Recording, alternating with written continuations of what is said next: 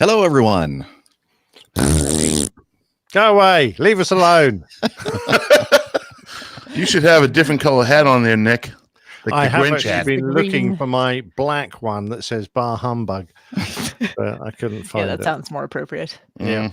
I don't know. Jeff is the only really festive one here right now. Well, Yeah, I mean, Nick's I a have. little Where are festive. all of your fireplaces and nutcrackers and stockings hanging? I mean, I'll have to add that to the office, I suppose. Yeah. I feel So like it's I might easier burn some for me to do things. it. There's a lot of books in here. Things might catch fire. And Oh, yeah. That'd be a lot kind of of paper. interesting. That'd make for Yeah. good streaming. No, It would. bad. It'd be great. it'd Do you be like excellent the entertainment. gonk I've got flying the Mhm. A380? Very nice. No, actually, I have not put up any Yeah, Christmas that's cute. decorations yet. I think I'll do that later on today, perhaps.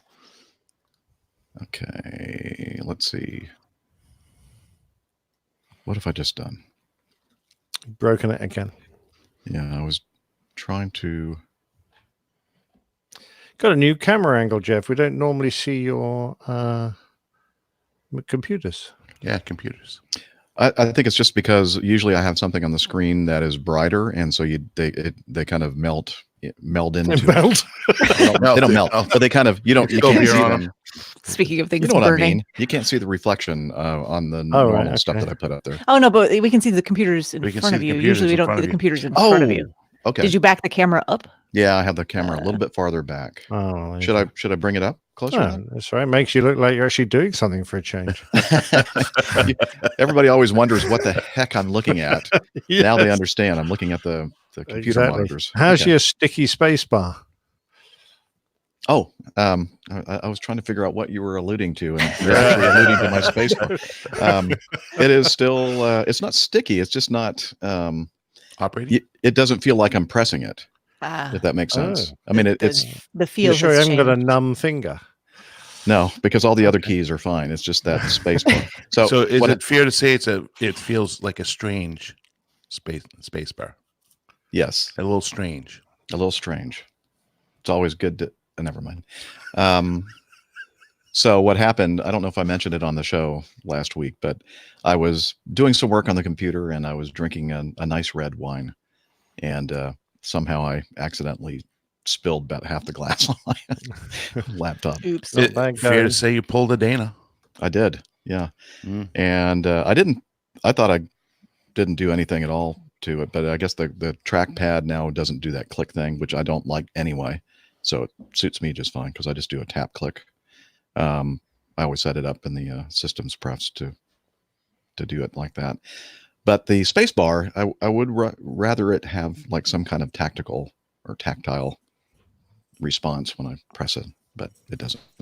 Oh well. Could be worse. You know the original Star Wars. They had that scene shot in the cantina where everyone's all exactly right. Was that a space bar? It was. Very good. Wow. You are so clever. No, my mind works in mysterious ways. I know. Mine too. Mine had, far more Chris- mysterious than anybody. We had Christmas music playing earlier. That was Yeah, we did. What nice. happened to the? Well, I this- thought I hear like the fire crackling in the background too. Yeah. Excellent. But I don't know if we want to have that going on while we're doing the show, do we? Probably not. No, No. It's probably copyrighted. It probably is. But it is on YouTube. So how can YouTube get upset with me playing? Well, I guess they probably could. they could. They can get upset about anything. Yeah, I think so. Yeah. Oh, Taco. Aw. That's actually Truman whining because I have Taco up here. Oh, I see. Truman is Oh. jealous. Yeah, jealous dogs. Okay. Well, hello, everyone in the chat room. Great to see everyone. Thank you, Philip, for looking very professional. I know you're not talking about me. You're talking about the fireplace behind me. But I'll take whatever I can get. And people that know me know that that's true. All right, let me make sure I have all the knobs and buttons set appropriately. Maybe let me do a sound check, and then we'll get going here. Wires and dogs do not mix. They keep pulling the. Ooh, that was way too low. That's what she said. Steph's getting beaten to death by a dog. The dogs have taken over. That's all I Yeah. can say. It's gone to the dogs. It's all Oh, gone to the shoot. dogs. Okay, so you guys are not coming in very well. I hope this doesn't mess up my YouTube video behind me. I'm taking out the Ethernet cord. Oh, I didn't plugged know into that the Truman TV. learned how to type. That's pretty impressive. Oh, very good. What's he I didn't know he typing? was so Feed smart. me. Feed me. I want treats. No, he was saying hi to Uber That's Frank. very clever. after Frank, How does said he hi to do him. that? I don't know. I have intelligent dogs. What can I say? You will also note, fine folks in the chat room and people watching the video, that 3 of the 4 of us are wearing our opposing bases. They did a fundraiser with their new T-shirt. I'm trying to figure out how to. Oh, that's the one with that awful airplane on. I said it's time they put a jet on it. I'll buy This one is when the they put a team jet on the front. AG one, right? Yeah. No. I think Anyway, so. yeah, I think so too. I've Probably got a wrong. bigger billboard. Yes, you do. It looks great. This was the smallest size they offered. I should have bought 2 more sizes bigger. This is a large. Yeah, they kind of are a little bit larger than normal, I think. Smaller. Or smaller. Yeah, I got 2X. It's barely making it. This is a small one. Maybe it's just because I'm fat. That's why it looks big. I resemble that remark, Captain Jeff. No, you don't. Oh, yes, I do. Miss It's all muscle, man. For you. For me, it's not. you. I wish. I think there's some muscle in there somewhere. Oh, I know what I was doing. I was changing the date of the show, so I don't say we recorded this on the 29th of November. What is it today? The 7th of December? December, Oh, Pearl it is. Harbor Day. Pearl Harbor Day. I yes, was going to a mention day that. of Harbor Day infamy. and my You niece's stole birthday. my thunder. Happy birthday And to my niece who's not listening. Oh, Stephanie's niece's birthday. I've And forgotten how old she is. I'll have to- Infamy. They've all got it infamy. I, That was just not funny, Nick. No, it wasn't. It was a quote from a Carry On movie. a what movie? Like, it was a series of sort of 1950s slapstick comedy movies, British, of course. And I think they did Carry On Cleopatra or My something. Wayward Son. That's exactly the song I was thinking about, Jeff. Yeah, I'm going to hear Carry On. All right. Carry on. Kansas. Yeah. I've got a cup of tea too. Oh, I still haven't found my. Well, I probably don't have one, but I'm still looking for my Airline Pilot Guy mug. The ones that I did. Oh, that's nice. The fancy ones that Nick has right now. Oh, and you have the Michael Cochran Yeti insulated beverage container. This is actually a Starbucks mug that I got a couple of years ago. Oh, nice. And a nice little biplane on it. Or no, it's not even a biplane. It's a high. What is it? It's a high wing monoplane. High wing monoplane with a radial engine. But see, I'm right-handed, so I put it in my right hand, and you can't see Can't see anything. anything. Well, then I you can can see see it. it. Yeah. Yeah. Yeah, you can nice, see it. nice That was the point. Yeah. No, I was at the Apple store, and there was a guy giving a coding Apple? workshop for children while I was Mhm. there, and he had a really cool Wright brothers Wright flyer tattoo like on his forearm, Ooh. which I thought was really neat. Did you ask him about that? I was going to, but then he was involved with the coding workshop, and I had to leave, so I did not.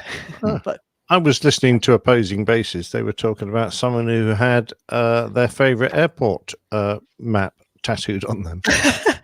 Wow. Yeah. Some, it's like if Lost returned me here. Yes. I guess you know, just in case he got lost, you could look down and see Yeah, I'd which be like, taxiway he was on. Bravo. yeah. That's from Bravo. Yeah. Turn left on Bravo. Okay, hang on. Got that. I should probably go on like your forearm or something right here, so you could be like, Or you look, or you have a mirror set up, and then you look at it in the mirror, and then Yeah. you turn the wrong direction. Oh, that's true. like yeah. your compass. I was thinking it'd look really Hey. cool if you could have a sort of a 3-dimensional view of an aircraft making an approach onto a runway, and you could have that on your back, and on your front you could just have a big fireball. Oh, man. Nick, Nick, come on. Stop it. you're just not right. Okay. Oh, Steph, do you want me to change anything in your intro text? Why? Have you thought about it? Well, because at one point several episodes ago, you said, Oh, you did said I? I something don't about even changing remember it. saying. Oh, really? Okay. Well, then good. I'm not going to change it I because wouldn't. I kind of I, sort uh, of know what That to was say 7 here. beers I in, don't Jeff. blame Tony. Yeah, I was probably Well, that might be. intoxicated. I need to fluff out my beer so I look more Santory. You know what I mean? I need some Have they spiced tapped you for eggnog. the local Oh, me too. Santa Claus Mall job? Hold on. Someone was angling, but I think I've managed to avoid that. Thanks. It's a good I- retirement job, you know. Oh, Ken is hearing an echo reverb from somewhere. Hello. Echo reverb. Hello. I'm sorry. Hello? I'm muted, and I yelled for Julie. No, I it might have has nothing to do. It was I something might that have he just said. turned my ear towards it, and you might have okay. just caught something out of my. Because Yeah, she's running to the sometimes- market. I'm going to have her pick up some eggnog, spiced. No, it wasn't anything you love did, Dana. Eggnog. Okay. Fattening. All right, folks. This is probably going to be too loud, so I'm going to bring the volume slider down a little bit. You're listening to the Airline Pilot Guy Show. The view from our side of the cockpit. Is that okay? Marvelous. Are y'all ready to go, you think? I I'm think so. good. I think so. Okay. Let's do this. Do it. You're listening to the Airline Pilot Guy Show. The view from our side of the cockpit door. WAPG. It's the Airline Pilot Guy. Airline Pilot Guy, episode 403. Yeah, he's up in the sky. It's the Airline Pilot Guy. Hello, you're listening to the Airline Pilot Guy Show, the view from our side of the cockpit door. I'm Captain Jeff, your host, broadcasting live from Studio 1A at the APG headquarters building in Roswell, Georgia. Today's show was recorded on the 7th of December, 2019. Yeah, he's up in the sky. It's the Airline Pilot Guy. Would you ride and he's flying by with the Airline Pilot Guy.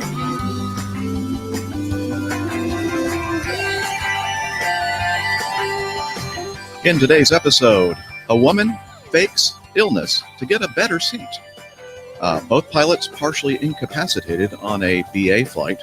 More news, your feedback, and this week's plane tale, RAF Form 414, Volume 4. So get all settled in, tray tables and seat backs in their upright and locked positions. Electronic devices powered on. Flight 403 is ready for pushback. I don't know what happened there. My voice stopped. Welcome to the Airline Pilot Guy Show. It's an aviation podcast where we talk about news in aviation, and also cover your wonderful feedback. And joining me today from her beautiful lakeside home in the Carolinas, a doctor, a skydiver, marathon runner, strength training junkie, IPA connoisseur, and commercial multi-engine instrument rated pilot, Dr. Steph. Hey, Captain Jeff. It is good to see you guys again. Sorry for missing out on last week, but good to be back. Looking forward to a great show. Yeah, we missed you. I'm glad that you could make it Missed you this guys week. too. All right. And also from his studio in the English countryside, professional photographer, former RAF fighter pilot, former captain for an international airline based in London. It's Captain Nick. Well, hi, Jeff. It's come round again, hasn't it? It has. Never seems to finish. Every week we're on again. Brilliant. Looking forward to it. I think it's going to be a really good one. Very Christmassy, that's for sure. I'm hoping so. And I'm looking desperately for something because when you said going round and round again, I thought about a toilet. Oh, well, I'll put the sound effect in later. And also joining us from the Northwest Atlanta suburbs, barbecue master, motorcycle rider, pleasure boat skipper, underwater photographer, and captain for a major U.S. legacy carrier, Captain Dana. Well, hello, everybody. Great to be back on another fantastic episode of the APG. Yes. Glad to see you. Good to see you, all that. And let's get on with the news. Stand by for news.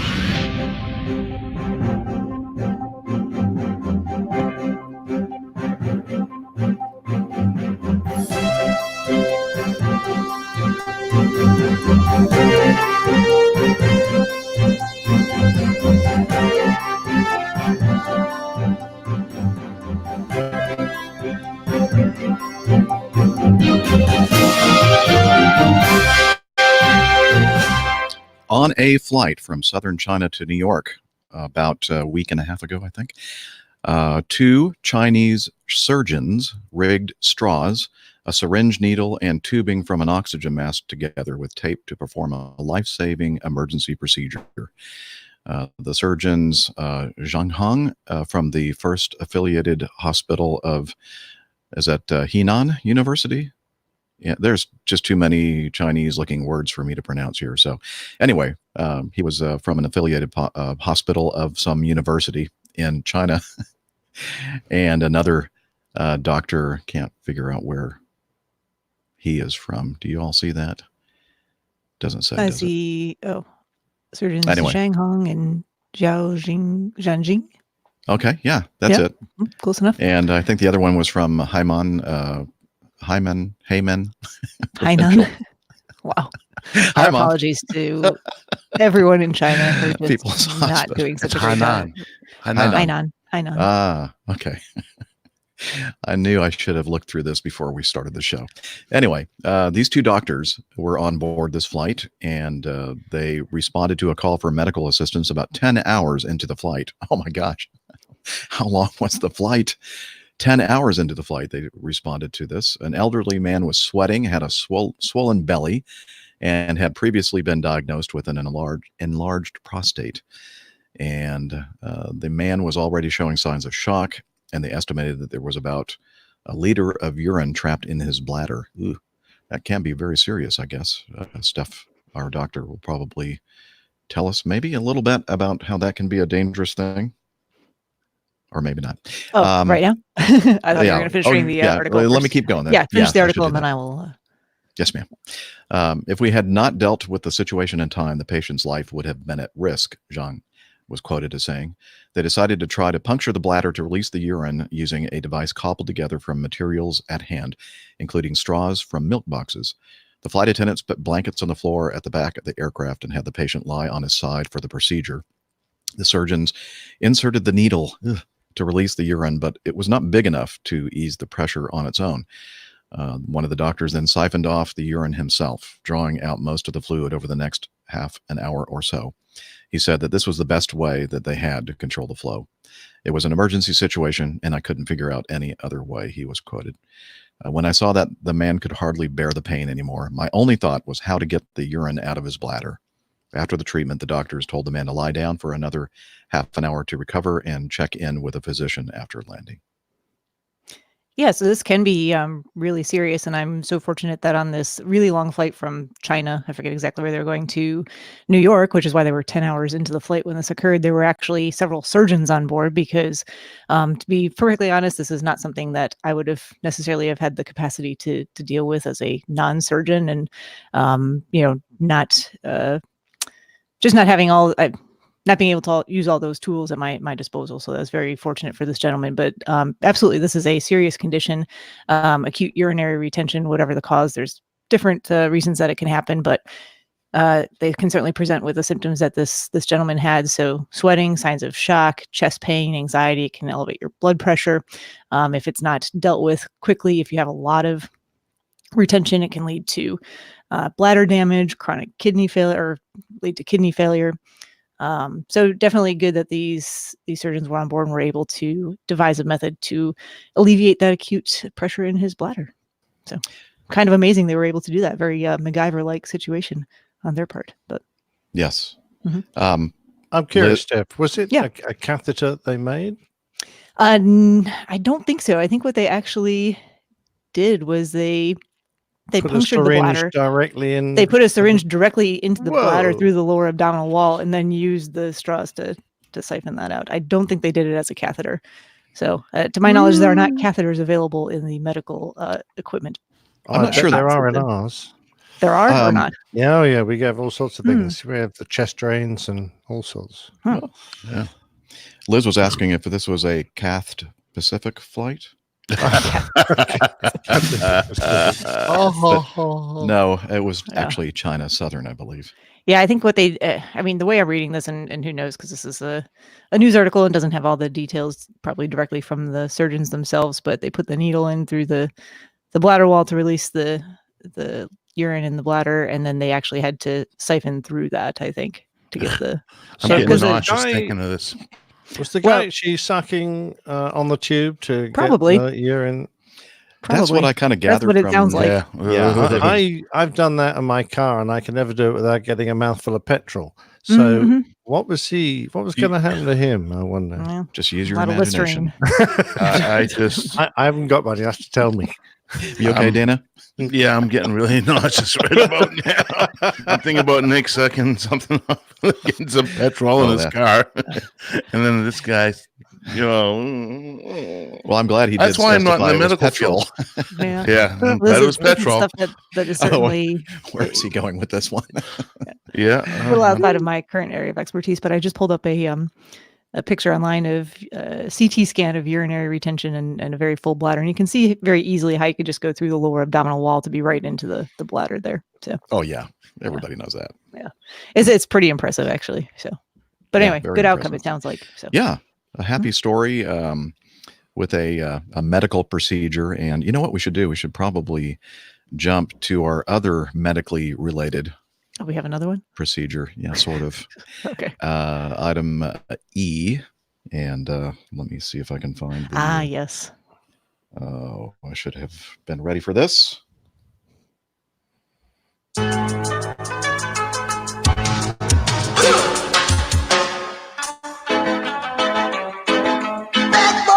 What you want? Okay.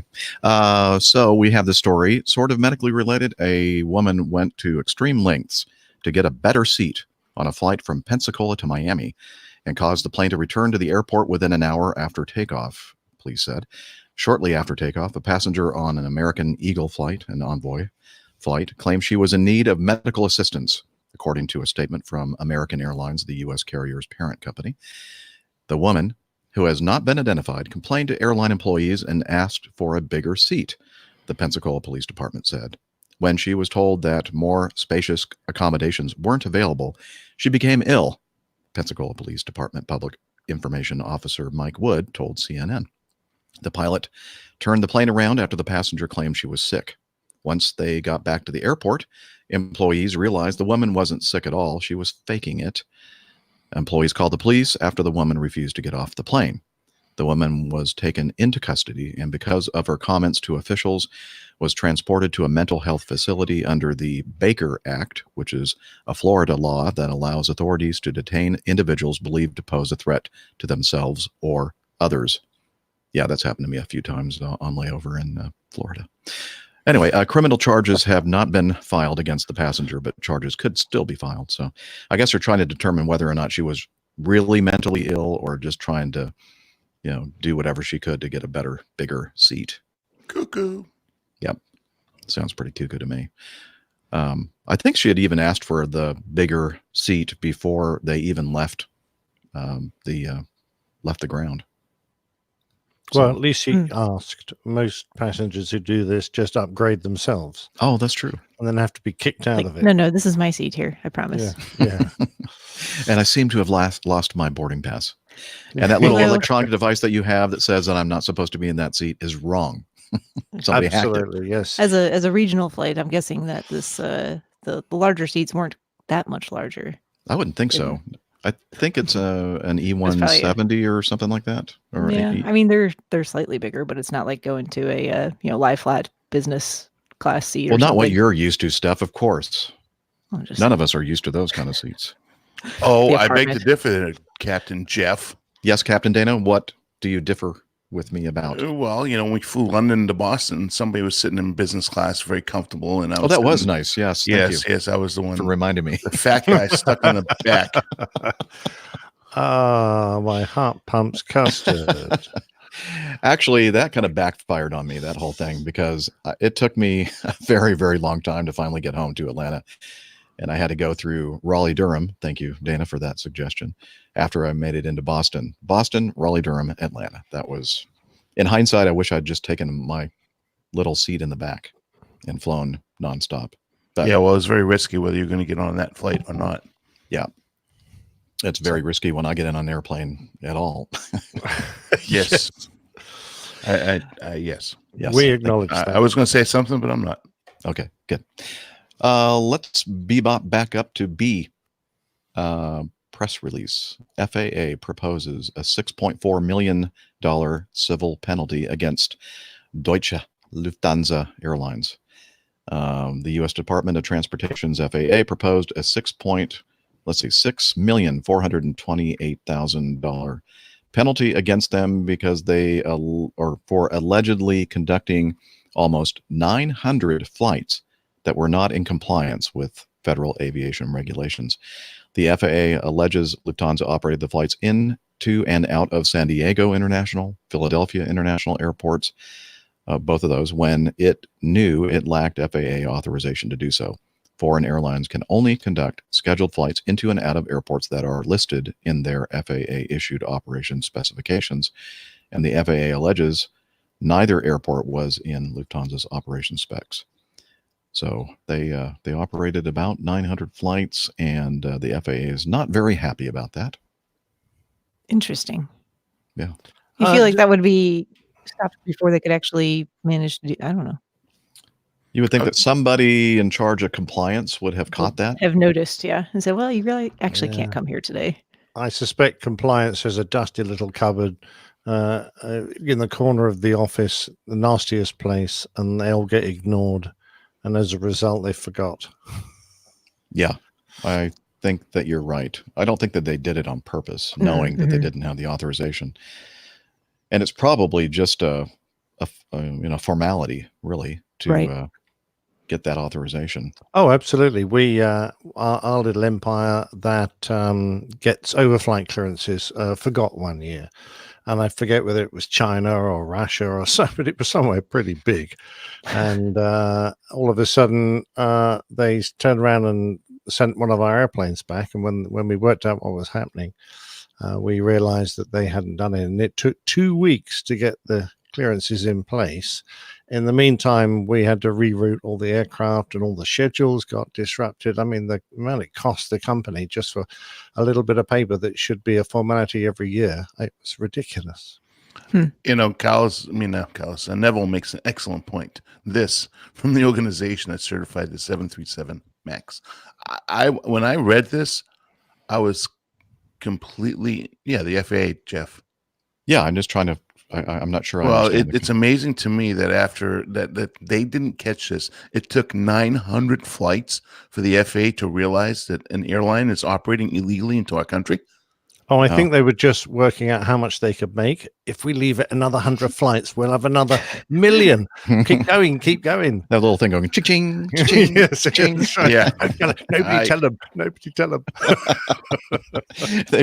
They thought, oh, wait, maybe they're about to figure this out. Okay, let's go ahead and slap the fine on them now. I think this is probably a good example, like you said, though, of just having so many different moving parts of people who are supposed to be doing certain jobs at certain times, and no one knows who's talking to the other group, and it just gets overlooked.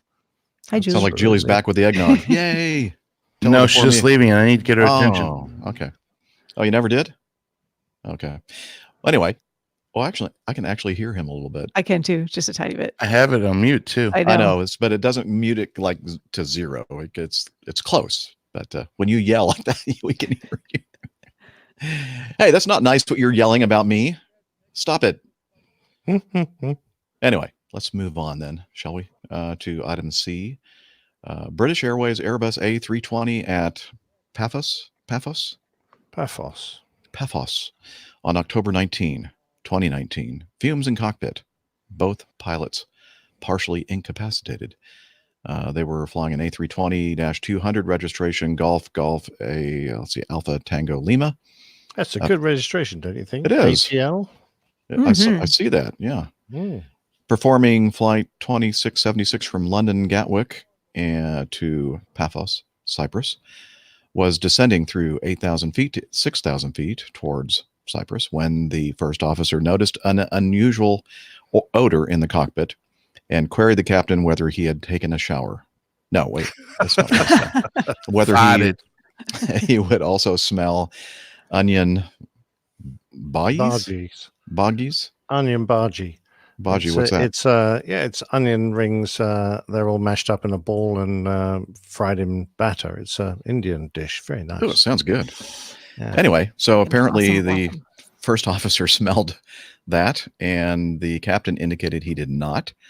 About 30 seconds later, the first officer felt his arms and legs were tingling, and he had the impression he was about to faint. He donned his oxygen mask and made sure oxygen was set to 100%. He then turned to the captain, telling him he didn't feel good. That he didn't feel good, but there was no response. The first officer then indicated he was incapacitated. Still no response from the captain. After a couple of seconds, the captain finally reacted, stating very slowly he didn't feel good too, and donned his oxygen mask. Both pilots verified the captain's oxygen was set to 100%. During that time, several calls by ATC to descend to 4,000 feet went unnoticed. The pilots recovered a bit, however, could not establish two-way communication between them with the oxygen masks on. They figured the captain could hear the first officer, but the first officer could not hear the captain. The captain was pilot flying and began to point to the checklist to be executed, which is smoke, fire, fumes. Then throughout the approach pointed to the relative levers to be operated for flaps and gear extension, while the first officer continued to communicate with ATC and read the checklists. The aircraft landed safely on Paphos's runway 29, and about 13 minutes after the onset of trouble, the crew opened the cockpit windows immediately after rollout before taxiing to the stand. Following shutdown at the stand, the captain went to the lavatory almost immediately, while the first officer checked with the cabin whether there was everything was okay. The cabin had not noticed anything untoward, however, and the flight attendant was shocked by the view of the first officer being completely pale. She stated that there was a strong smell of fuel from the cockpit when the cockpit door opened. The tingling, confusion, and difficulties to concentrate continued to past the landing despite the oxygen mask. Both pilots went to a hospital where they were diagnosed with very low blood oxygen saturation and fever. The doctors recommended that the flight crew stay in the hospital overnight for monitoring. However, the pilots preferred to go to the hotel and return to London the next day as passengers, refusing to fly on the occurrence aircraft. The occurrence aircraft remained on the ground for 27 hours, then returned to London Gatwick as Flight 2675 and continued service. And that's all we know. Apparently, or sounds like, perhaps there was some kind of a fuel vapor leak into the cockpit. I don't know. It's a strange one. Mm-hmm. Yeah, fuel or oil? I don't know. Why would it be like just isolated to the cockpit? Yeah. Well, I don't know about the air conditioning setup there, but on the original A340s I flew, the cockpit got an independent feed from the packs into the cockpit, whereas everyone else in the cabin got recirculated air.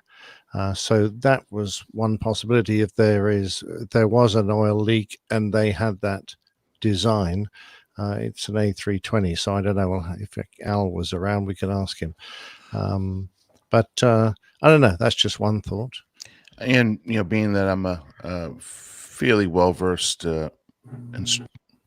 sorry, that's okay. Keep going. It's part of the ambiance. Oh, okay. Well, I was muting it back up, but being that I'm a former instructor, I have a pretty intimate knowledge of how generally the air conditioning system works on an aircraft. And generally speaking, on most aircraft, you're going to have a separate mixing chamber and or a source for the flight deck versus the cabin. I.e., for example, when I had just my recent incident going back, 3 weeks now, and I had that burning electrical smell in the flight deck, it was not sensed even just by the flight attendants right behind me. So, we're generally getting pretty fresh air up in the flight deck. So I can't speak to the 320, but I imagine it's probably a very similar scenario. Very good. I suppose you're right. So hopefully we'll find out exactly what happened in this case. I'm not sure if it's going to be investigated. I'm sure it will be by the appropriate regulatory organization. I tell you what it does highlight, though, is how quickly this sort of thing can happen. How quickly you get you can be incapacitated if you get something obnoxious on the flight deck. Obnoxious captain, obnoxious first officer, or whatever. Something. I see that a lot, actually. Yeah. Wait a minute. I resemble that remark. Stop, please. Something noxious on the flight deck, and how you should go. Not sit there sniffing it, going, "Do you smell that? Do you smell that?" Just at least one of you get straight onto oxygen, And if the other bloke wants to sniff it and see if his arms start tingling and he falls unconscious or whatever, that's fair enough. At least one of you've left to fly the airplane. But if there's any doubt, there's no doubt. Get on oxygen and talk about it later.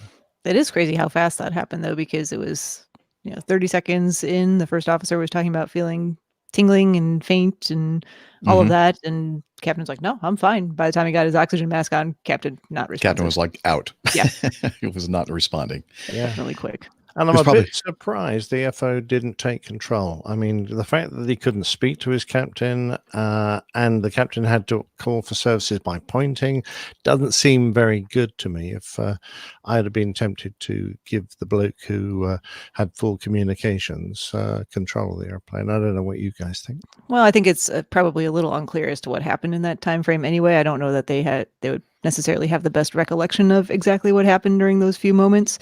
So it may be that the first officer was the one flying while the captain was trying to get sorted a little bit there. I suspect there probably was more shared responsibility between the two of them for whoever was able to best deal with the situation in that moment at that time than is actually documented in the report.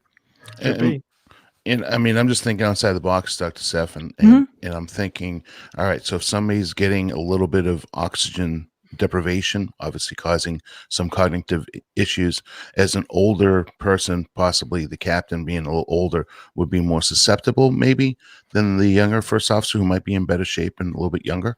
It depends. There's a lot of variables there. We've talked about that a lot before. So that might be the case, but not necessarily true. So a lot of it does have to do with how well your body is able to tolerate hypoxia. That's true. Because we know people that can drink quite a bit and not really seemingly be affected. And then other people, they have half a glass of wine and they're like on the floor. So yeah, and it doesn't always correspond with who you think might be affected in those ways. Right. One of them might have been a smoker, in which case they're already at like 5,000 feet. Exactly. Exactly. Yeah, and that's all. You just mentioned it, Nick. That's something that's often forgot about when we talk about these things. Is that the cabin elevation often is at 5,000, 6,000, 7,000 feet. So the availability of oxygen at that altitude already is limited. Yeah. Yep. All right. Well, let's move on to item D, and this one covers two separate crashes over the U.S. Thanksgiving holiday timeframe. The first one happened, and we didn't talk about it. We could have last week, but I wanted to see if we'd learn any more information about it. And this happened somewhere very close to where Liz lives in the Toronto area. 5 people were killed. Wait a minute. No, 7 people were killed in a small plane crash in Canada. They were 5 of the 7 were members of a Houston, Texas area family. Spokeswoman for the Ontario Chief Coroner's Office said the victims' names likely won't be released for several days. The identities of the deceased persons, we just said that. Let's see. The Transportation Safety Board of Canada said the U.S. registered single-engine 6-seat Piper PA-32 airplane crashed about 5 p.m. Wednesday in a wooded area of Kingston, Ontario, about 90 miles southwest of Ottawa on the Ontario-New York border. The plane had taken off from Buttonville Municipal Airport in Markham and was on approach to Kingston's airport when officials say it took a steep dive into the wooded area. Kingston Police Constable Ash G said the area was under a wind advisory at the time, and while winds may not have been as bad as predicted, it was certainly blustery. The aircraft did not have a flight data recorder, nor was it required to have one, according to a lead investigator for the TSB. They released new images of the wreckage on Friday, showing the mangled aircraft being taken to a facility in Richmond Hill for further analysis. Richmond Hill, isn't that where one of our APG listeners up there, Christian Bale, I think, lives in that area? Pretty sure. Probably. And let's see. Somebody told the City News the man piloting the plane was his close friend, Otabek Ablokulov, and that Ablokulov's wife and 3 kids, aged 16, 10, and 6, were also on the plane, along with his brother-in-law and wife. Oh, Lord.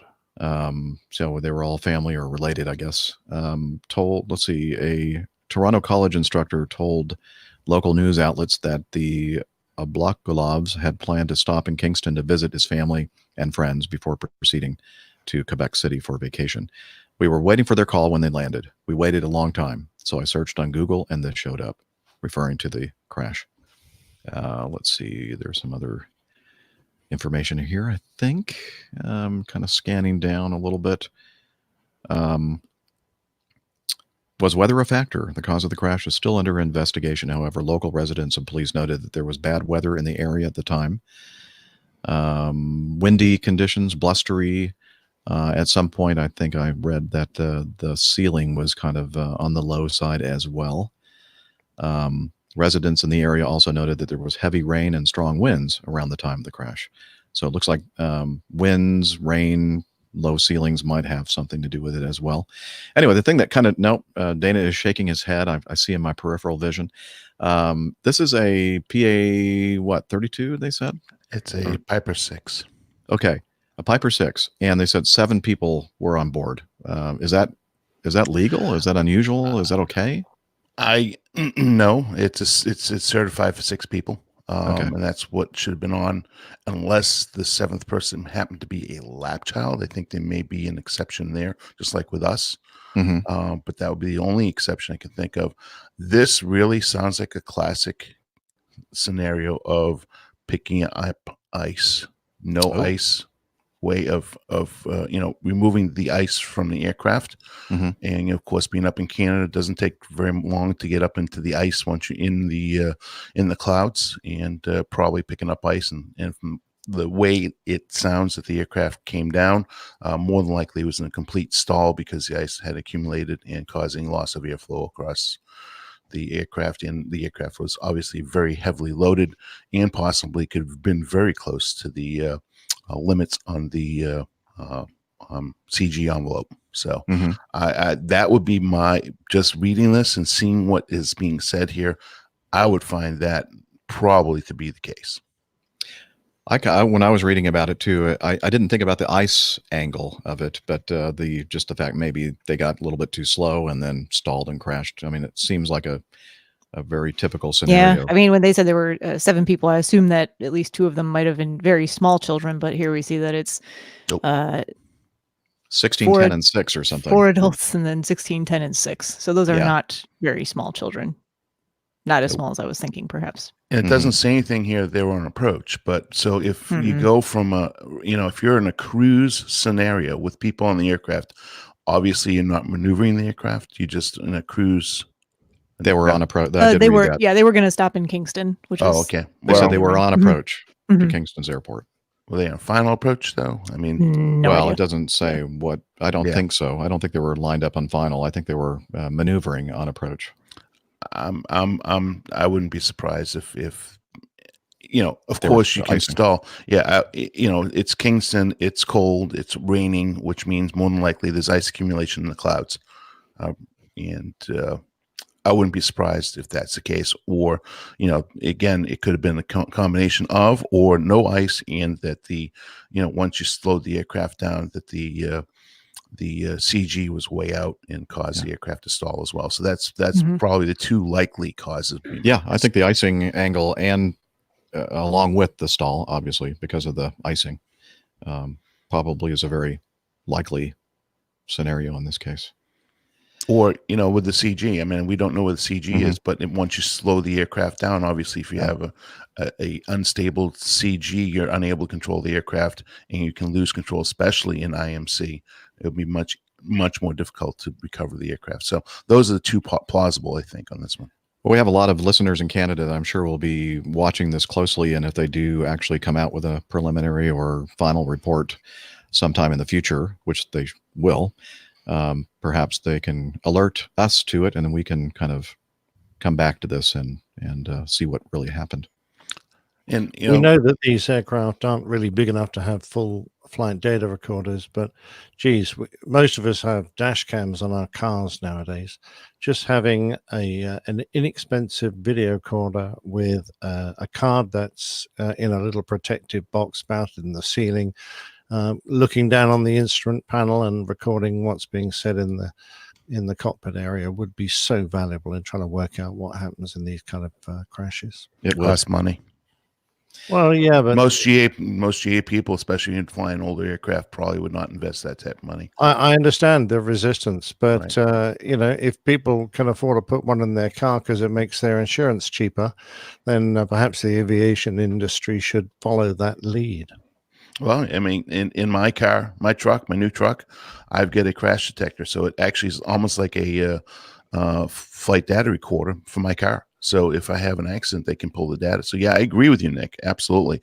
I'm just saying the reason why more than likely is older aircraft trying to get a modification, and guys. Well, it's unfortunate in the aviation world as well that the same exact piece of equipment that you slap in your car and you put it on an airplane and then you charge 10 times what you'd pay on the thing that you put in the That's car. right. The old $100 hammer trick. Right. Exactly. Well, with this other crash involves a more high performance airplane, a Pilatus PC-12. And this was, 9 members of an extended Idaho family died after a plane crashed in Chamberlain, South Dakota, near the center of the state on Saturday. Among those killed were 2 children and the pilot. The family of 12 were returning home to Idaho Falls from a weekend hunting trip in South Dakota. Jim and Kurt said that we don't care that. I mean, we do, we care, but it's not really pertinent to talking about the accident on our show. 3 of the family members were seriously injured in the crash. So not all aboard were killed, but wow, 9 people dying in this crash. And I'm trying to recall exactly at what phase of flight this occurred. Anybody else? I'm scanning real quick. Yeah. I don't believe the Pilatus. Not a lot of information. Not a lot of information, but I'm pretty sure that aircraft is not certified for 12 passengers. Well, at the bottom, it says it's maximum capacity 1 pilot and 10 passengers. Yeah. Here's another scenario where they had 1 more than was supposed to be on board. Well, and it's so tragic sounding to me too. Just you take a look at what the capacity of these aircraft are, and I'm not trying to jump to any conclusions about exactly what happened in either of these cases, but then you put multiple family members and potentially more, or in both of these cases, 1 more than it's actually meant to hold of all of these family, and you have these tragic outcomes where you're losing multiple people in the same family.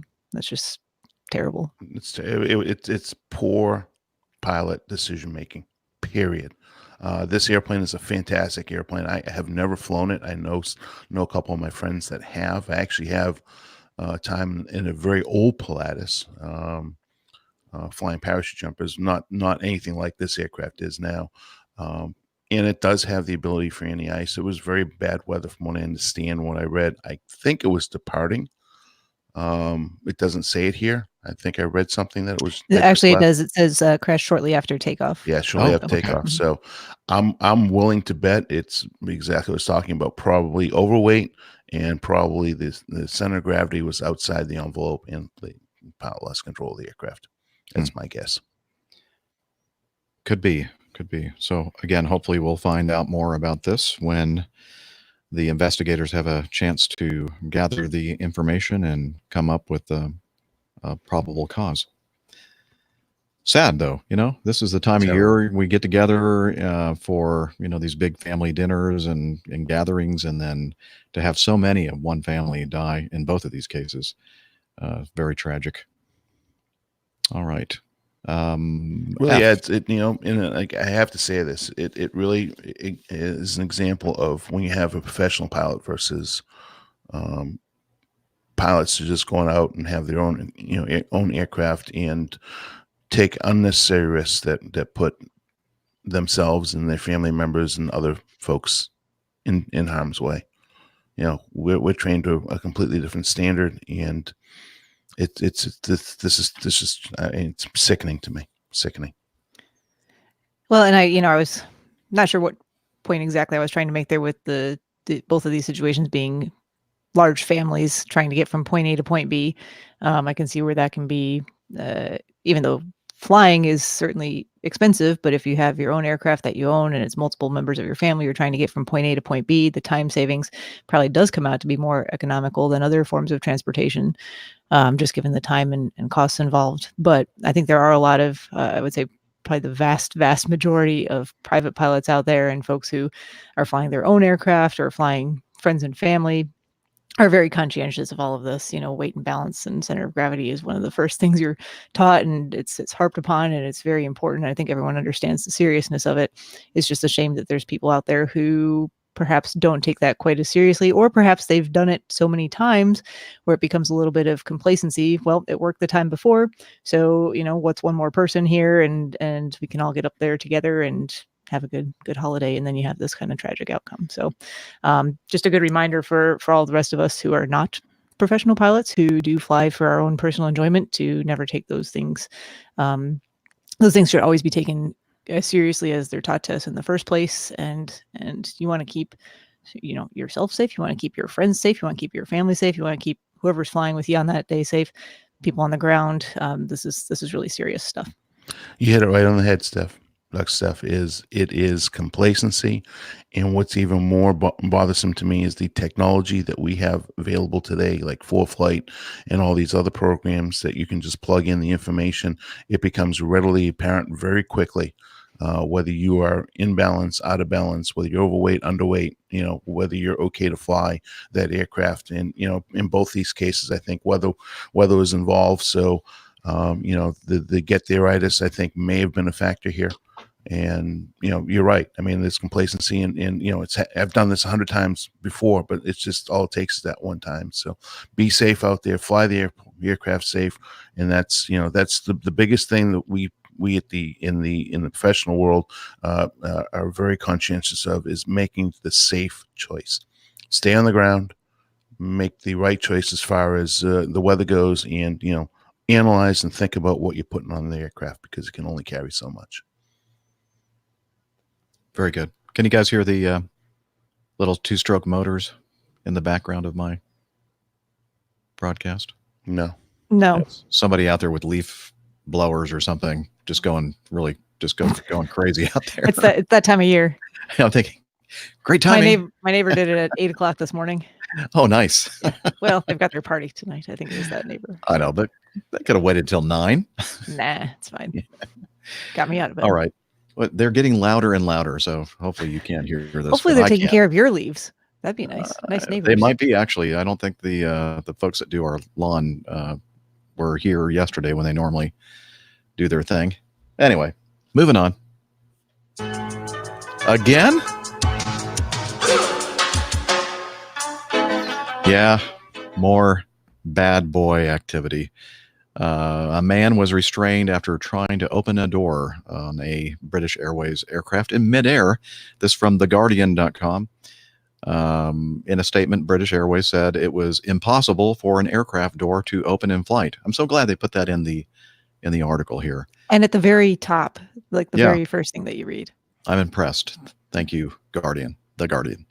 A man suffering a panic attack tried to open the door of a British Airways flight to Saudi Arabia in midair, but was stopped by fellow passengers, including the brother of the boxer Dillian Whyte. I don't know who that is. That must be somebody that's kind of popular, famous over there in the UK. Nick, have you ever heard? Or I guess you have. I don't follow the boxing. There you go. So yeah, if you're one of those people that do, then I guess that's some fun information.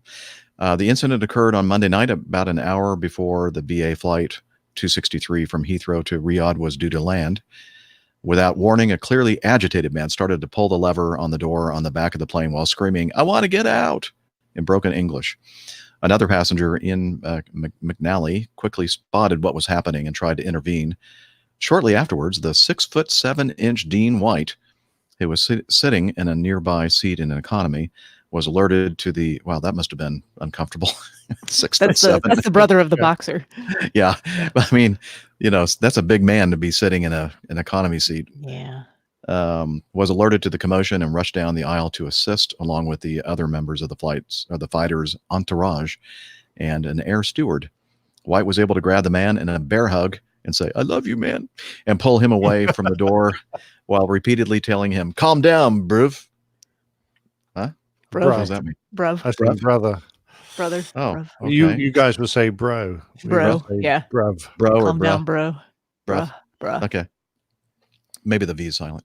At that point, half a dozen more air stewards, It's one not, carrying. it's like brother. It's not. No, It's just kidding. Bruv. I'm trying to be funny. Oh, okay. You must yeah, let me know next time. I'll hold up a finger or something. Funny This is part. a joke. Funny. That's very funny, Jeff. Good figure. Yeah, no, I'm always having to explain my jokes. It's not a good thing. Not at all. At that point, a half a dozen more air stewards, one carrying handcuffs, rushed down the plane to help. Finally, after a few minutes of angry pointing and shouting from the passenger, he calmed down and was brought back to his seat. Wright was traveling to Saudi Arabia to support his brother, who was fighting on the undercard of the Andy Ruiz Jr. versus Anthony Joshua heavyweight title fight on Saturday That's night. today, isn't it? That fight. Mhm, I think it was on the news this morning. I don't know. Today Didn't is see it. Saturday. Sure. It's probably happening right now because it's probably close to Saturday night in Yeah. Saudi Arabia. Anyway, Timely so news.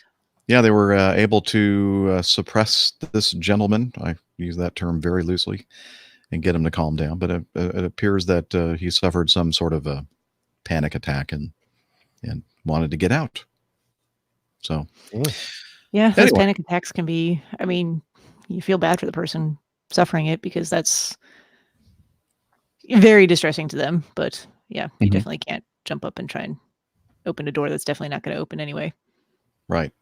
So. And I'm glad that, hopefully more and more people will start understanding that if somebody starts trying to do that in flight, that they don't have to be quite so. I mean, it's not a good thing, but It's not a good thing, but it's a medical problem as much as it is a psychiatric problem sometimes. So. But I think most people out there are thinking, oh, if he opens the door, we're all dead, and Oh not yeah, people don't have understanding to worry that- about that. Yeah. Physics. So. Yeah. Okay. And then finally, item G, we have an update. Back in, what was it? Was it September? Yes, September 16th. A Delta Boeing 757-200 had a hard landing at Ponta Delgada. No, it was on August 18th. And we were all kind of surmising that these kind of situations, when you really have a hard landing and they can't really fly it until it's repaired, oftentimes results in the retirement of said airplane because a lot of times the pressure bulkheads will be compromised, and anytime that happens, then usually the airplane is a complete loss. But in this case, apparently we talked about it on earlier episodes where a Antonov AN-124, I think, was hired to take some repair equipment, and they did whatever was necessary to repair it and at least ferry it back to the States. And that occurred on the 16th of September. And then they flew the airplane to Nazca, Peru on October 13th. It spent about a month and a half there. This is, by the way, from Christian Base. Oh, and I was right, Richmond Hill, Ontario. Thank you, Christian, for sending this information. Looks like after about a month and a half in Peru, the airplane presumably returned to the U.S. at Jacksonville, and then they FlightAware or Flight Radar 24 shows a whole bunch of flights after that. And so it looks like now it's been put back into service. And Christian says it's good to see this 23-year-old airframe out and in the wild again. So thank you for keeping us apprised of that, Christian. And again, I'm kind of surprised. I don't know about the rest of you, that they were able to actually, get this thing. I'm just flying. more surprised that it was perhaps cost effective to do so for such an older airframe. But Mhm. Well, I think we I'm sure did someone, say, I'm sure someone crunched the numbers on it, and well, I think it was no one of pun our intended. few 7.5s that are ETOPS certified, and I think it was an important, and it wasn't really that old, especially for a 757. Dana, you have something? I was going to say, exactly what you kind of said. We have limited amount of aircraft that are available. 757 is a rare breed, so it's a crucial aircraft, I think, in the fleet that our sister airline would need. I think they're a rare commodity, and unfortunately, they're no longer made, so it's not easily replaced. So I think that company would go ahead and go out of its way as much as it could to repair the aircraft as reasonably as it could be repaired. Yeah, I agree.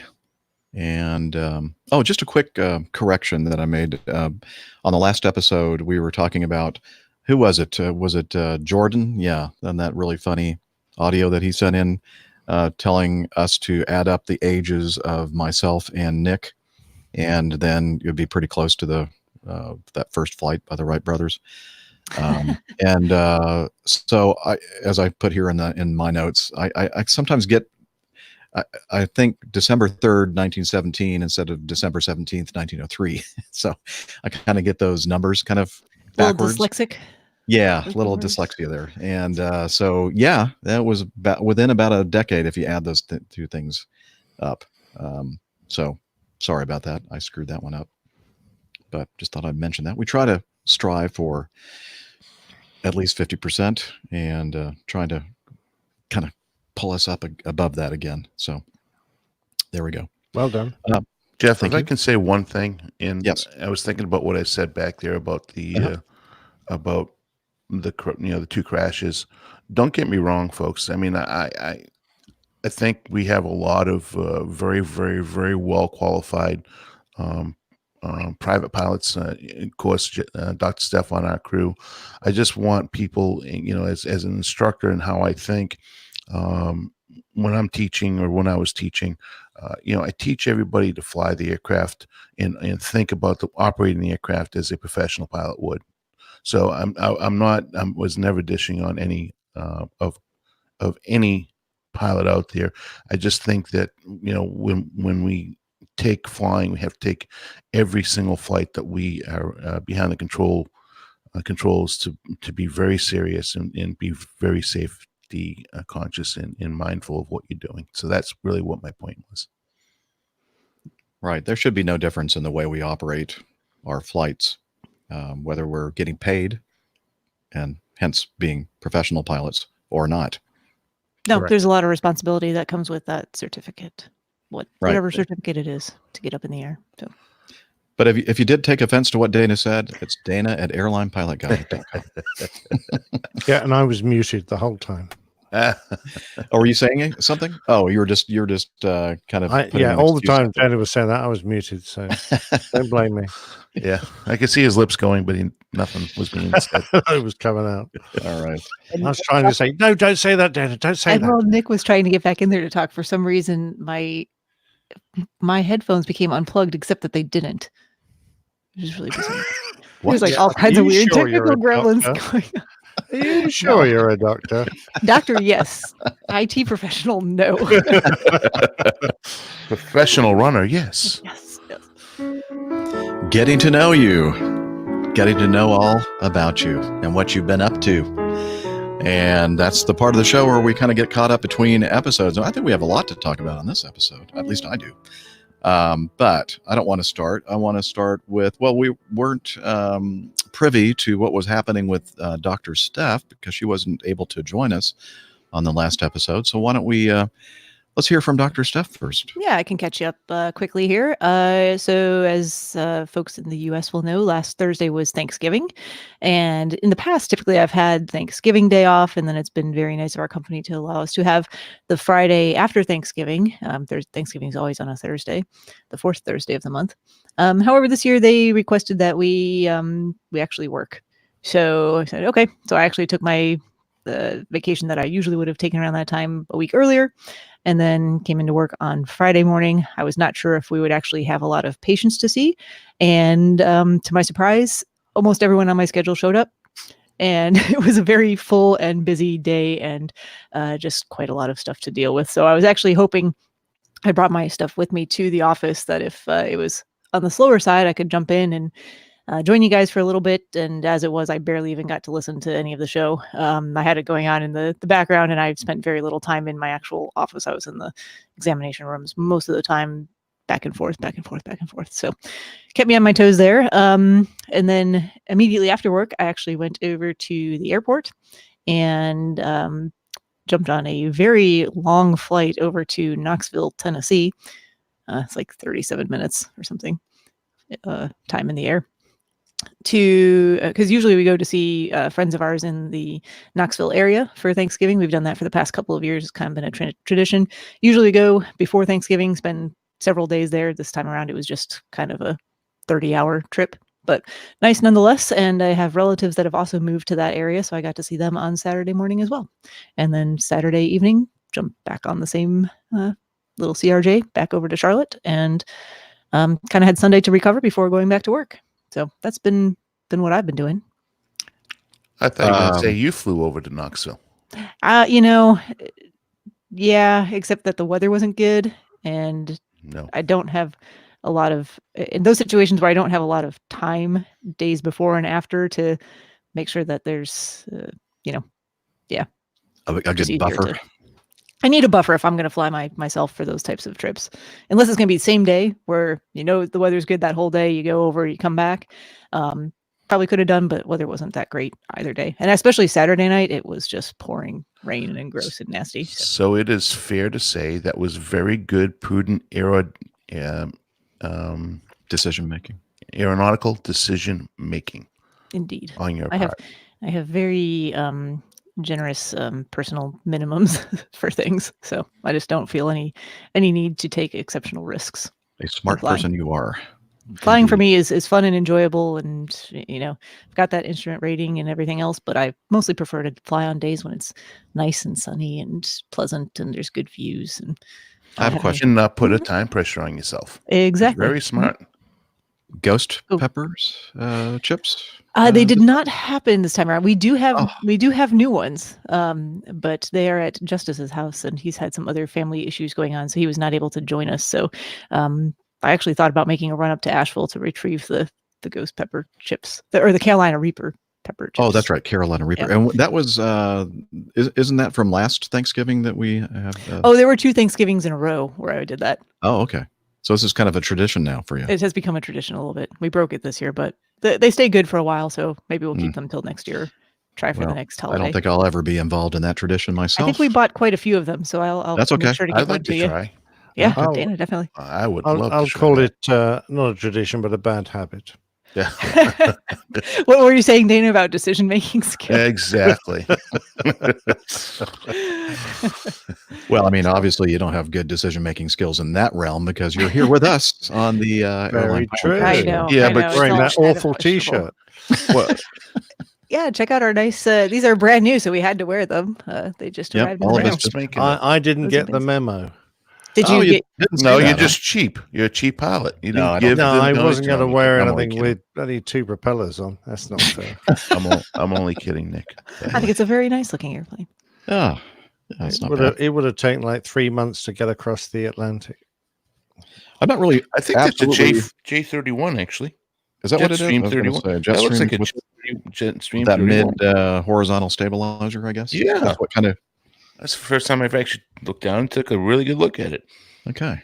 I think that's. Surprised I didn't do a King Air. It would have been more appropriate, don't you think? Yes, I think so. I think it's nice a generic piece of clip art, quite honestly. Probably, yeah. Yeah, but it resembles a J31. I think not the 41. Yeah. The 31. Yeah. Yeah. Okay. Thanks, Steph. Glad to have you back with us. And let's see. How about Dana? What have you been? Hi.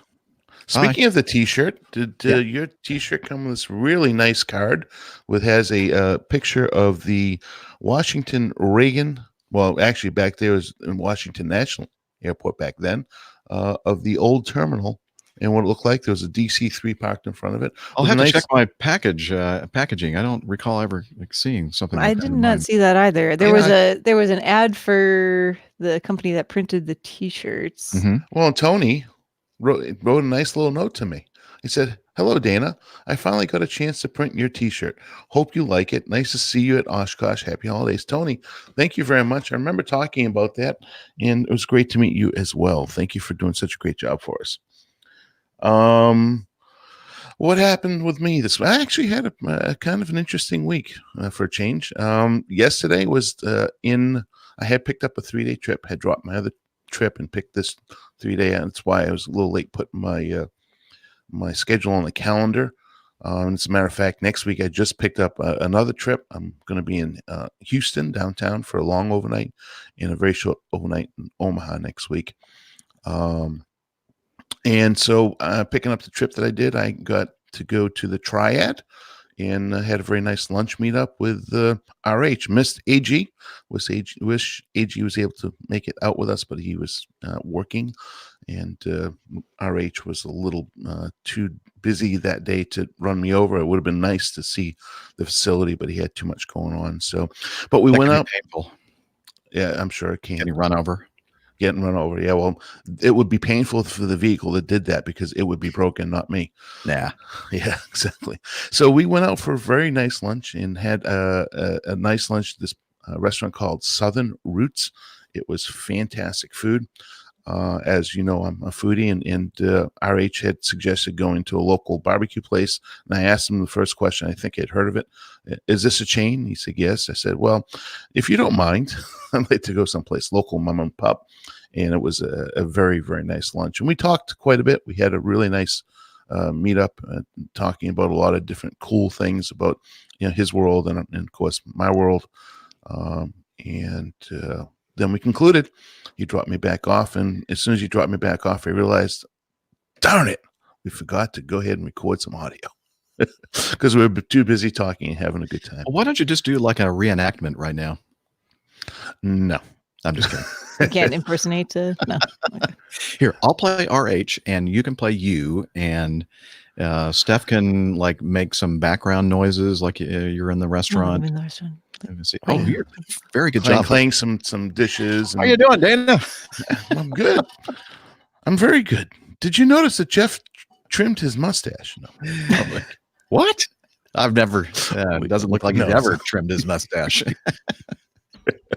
Look at that thing. The handlebars are growing on it now. Get some wax to that thing. Hey, could I bring us closer to 50% again, maybe? Yes. So apparently on the T-shirt is supposed to be a C90. Oh, really?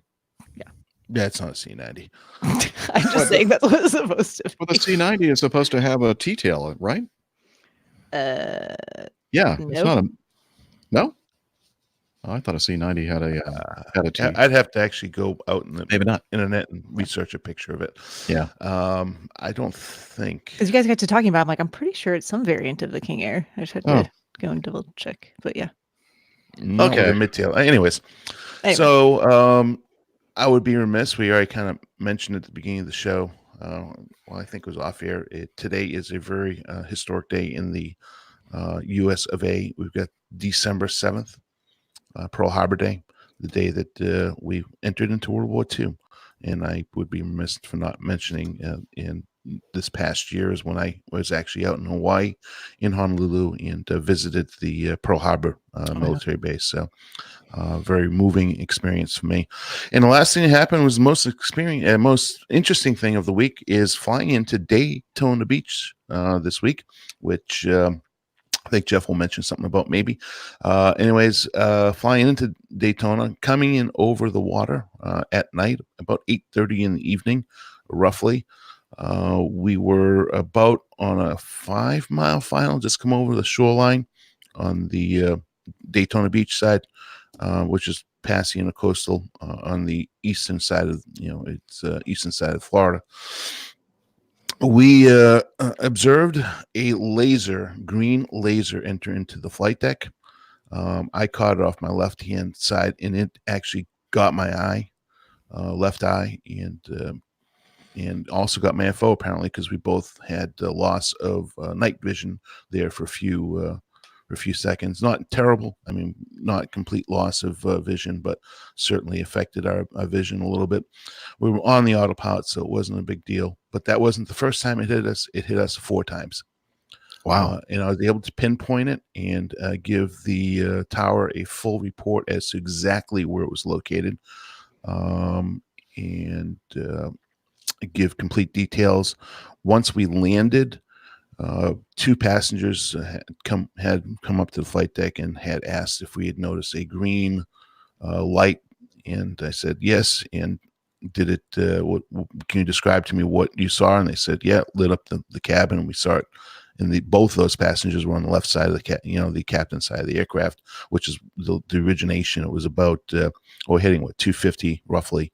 It was probably about a 190 or 200 radial off the aircraft, about 7 miles away. So talked to the local authorities once we got off the aircraft, of course, called in the event, filled out the paperwork, and I still have the FAA paperwork because they do have a 5-page questionnaire that we're supposed to do. I did all 5 pages of it, and then went ahead and tried to email it from work because I had a 2-hour sit the other night to do it. Couldn't do it. I printed it out, tried to fax it.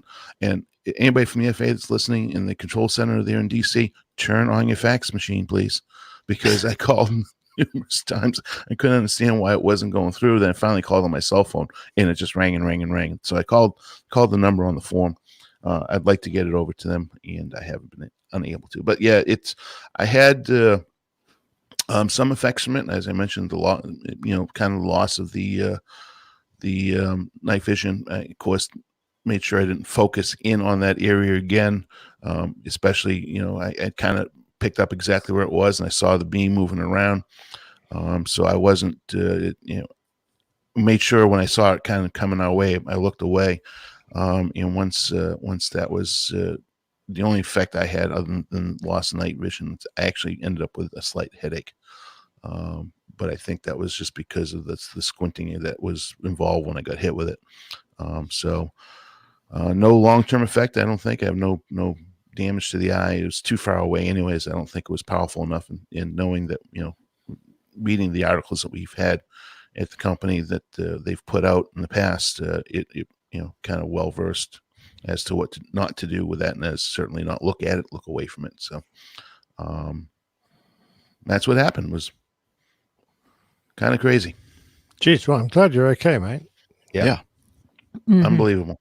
So, and I didn't know this, but it is actually a federal offense. Oh, yes. Federal offense. So, actually, we were talking about it with. I was talking with RH, because obviously he's in the tower and has to deal with this on a fairly regular basis. He told me it's about once a month that they have to deal with it. Really? And if they catch it, they had caught just recently. I think somebody was telling me locally that was caught. 15 years in jail. Good. One more reason for me not to fly at night. And that can happen at 4 o'clock in the morning, Jeff. Penitentiary, is it? Yeah, but the people that are up at 4 o'clock in the morning probably are not the kind of folks that are going to, unless they've been just drinking all night long. I guess it's still possible. Correct. And yeah. I know you're going to mention it, Jeff, but you missed fantastic meal in Daytona. Oh, at Peanuts and George's? You sure did. Next time I make it down there, if I do, I'll have to check it out. And we'll talk about that here in a moment. But before we do, I'm kind of concerned about Nick. I was watching the screen there, and Nick looked like he was having some kind of a physiological event. Are you okay? I just stretched back to get my phone, and I walloped my knee on the desk. Oh, okay. Ouch. Ouch. You were experiencing some discomfort. I was right in the middle of my kneecap. It really is painful. I did I'm that the other better day now. too. Sucks. Have you recovered enough to cover what you have been up to, Nick? Oh, yes. As usual, nothing flying related. Sadly, well, actually, it's not entirely true. It has actually there been was. a very busy week for me. Monday, I did a photo shoot for a lovely golden retriever called Chester, and that went very well. It was a gorgeous day, lovely light, nice frosty conditions, so that was super. And then on Tuesday, I got a new doorbell, which is now fitted. Ooh, look, got doorbell. Ooh. Is that a ring or similar? Yeah, that's Yeah. right. So I'm now. Is it If wearing you're a? thinking of robbing my house, don't. I've got a ring, and it'll kill you, or whatever they do. And do you have a URL for the rest of us to kind of tap into the feed as well, so we can see what's going on at your place? So you can see when the cars have gone. He's gone. Time to go wrap the Yeah, place. time to get quick nip round.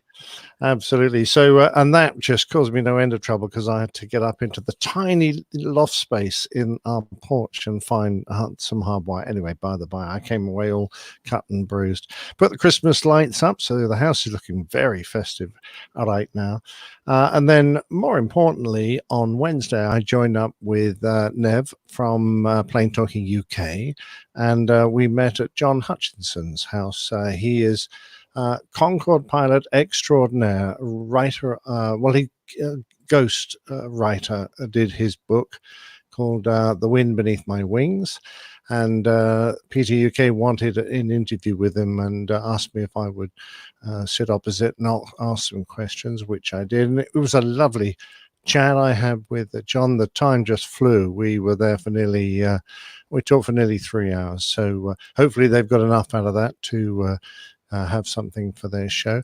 What a gentleman. What a fascinating life he has lived. And if we want to include that book in our list of good reads, I've now read it because that's what I based the interview on. It's a very in-depth story of his life, and he's had a remarkable life. He has crashed 2 aircraft, or he was in one aircraft that burnt down to the sort of hull, 707 at Heathrow. Sadly, some of the passengers were killed.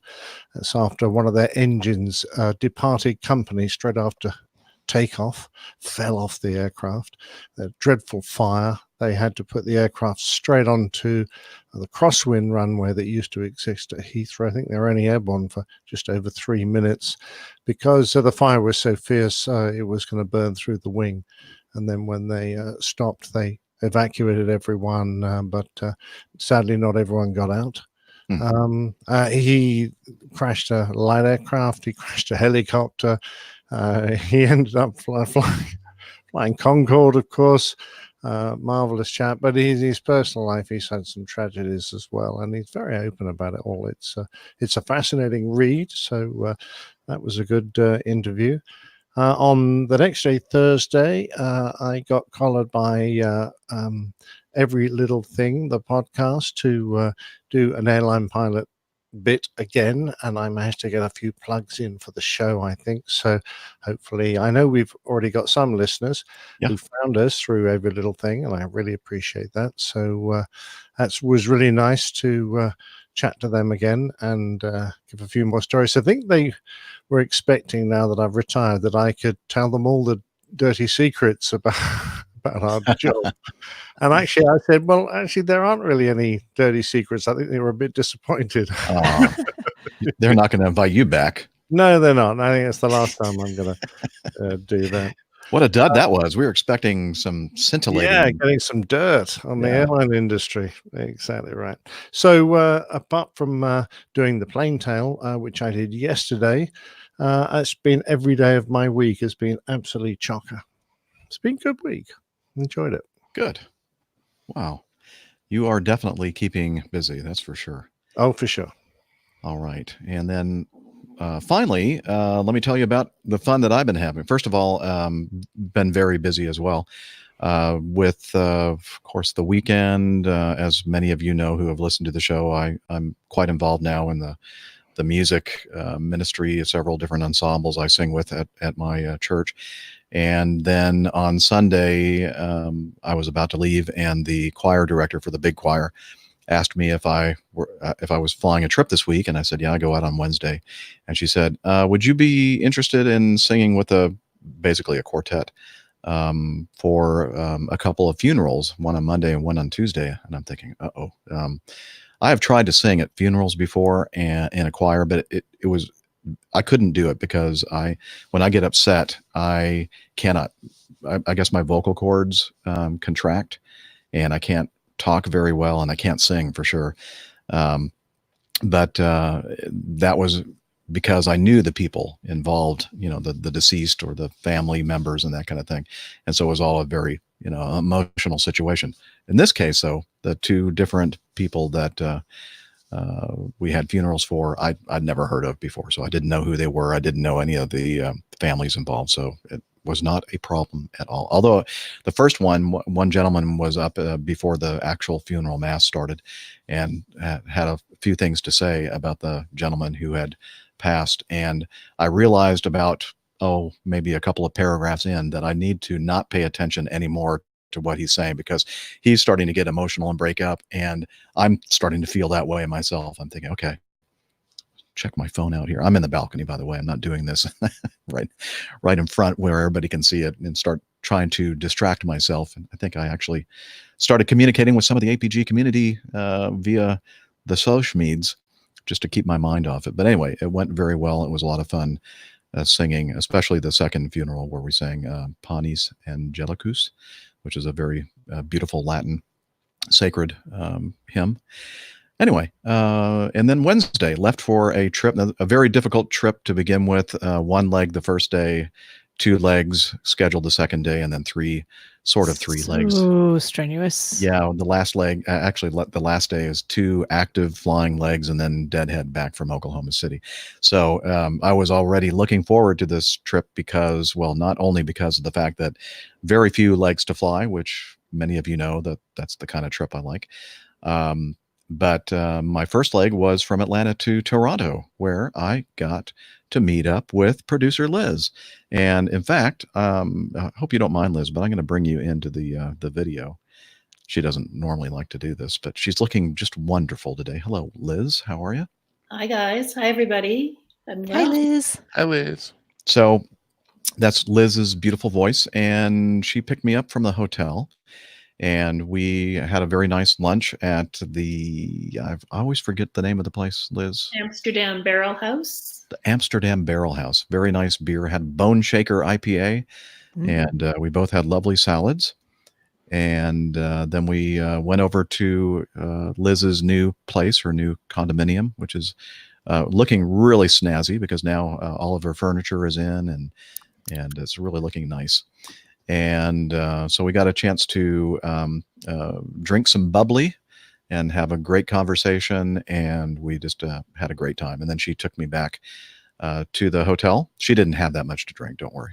I was the one that was doing most of it. By the way, did you ever get a chance to drink any of that chocolate wine? Not yet. No. You'll have to let me know how that. Chocolate wine? Sounds delicious. That sounds fabulous. Sounds like a really nice thing. Yeah. So let's see what else. Yeah. So it was early evening when she returned me to. Oh, should we talk about the fact that a car almost scraped the side off of Liz's car when she was returning me to the hotel? Jeez. Yeah. Luckily, it was just we looked. I mean, I felt so horrible because I'm thinking, well, if it weren't for me, then she wouldn't have been involved in this accident. The driver of the car just kept on driving, and we couldn't have caught up with them if we tried. So when we got to the little turnaround area in front of the hotel, we went outside to look and see what kind of. And I was just bracing for a horrible something, and we couldn't find a scratch on Liz's nice Ford Escape. Oh, well, that's good. Yeah, there's a few. What I was really impressed about was the fact that Liz's attitude about it was, well, she didn't seem like, whatever, it happens. I think, really? I would be very upset about this. Anyway, so when we were meeting, I think, was it at lunch that you told me that you were going to be traveling with me the following day back to Atlanta? She's going to do a Dr. Steph. Exactly. Inspired by Dr. Steph. Become an influencer of sorts, I suppose. Yeah, that's a scary thing. I know. So she said, yeah, I'm going to be flying on your flight back in the morning to Atlanta. And then I'm going to meet up with dispatcher Mike, and he's going to smoke up some barbecue, and we're going to have a little party over there at the Carroll's household in Noonan. And I thought, oh, that is so awesome. So I went to bed and noticed when I got up in the morning that I had a tweet from Liz that said, are you still operating the flight that you were supposed to, because it's not leaving until 1:30? Huh? What is she talking about? And so then I looked and saw that I had a couple of messages on my phone from the company, and then I looked at our little app that shows the scheduling and acknowledge notifications, and sure enough, they had delayed our flight until 1:30. Now they kept moving it actually up a little bit, so I think that the final schedule adjustment was 11:45. But because it was delayed, it meant that we couldn't fly our flight from Atlanta to Daytona Beach, where I was going to meet up with Dana, and we were going to have lunch at P&G's, where he said it was a lovely meal, and I missed out on that. However, the good news of that is that they didn't have any more flying for me that day, and they said that we were going to have a domicile layover in Atlanta.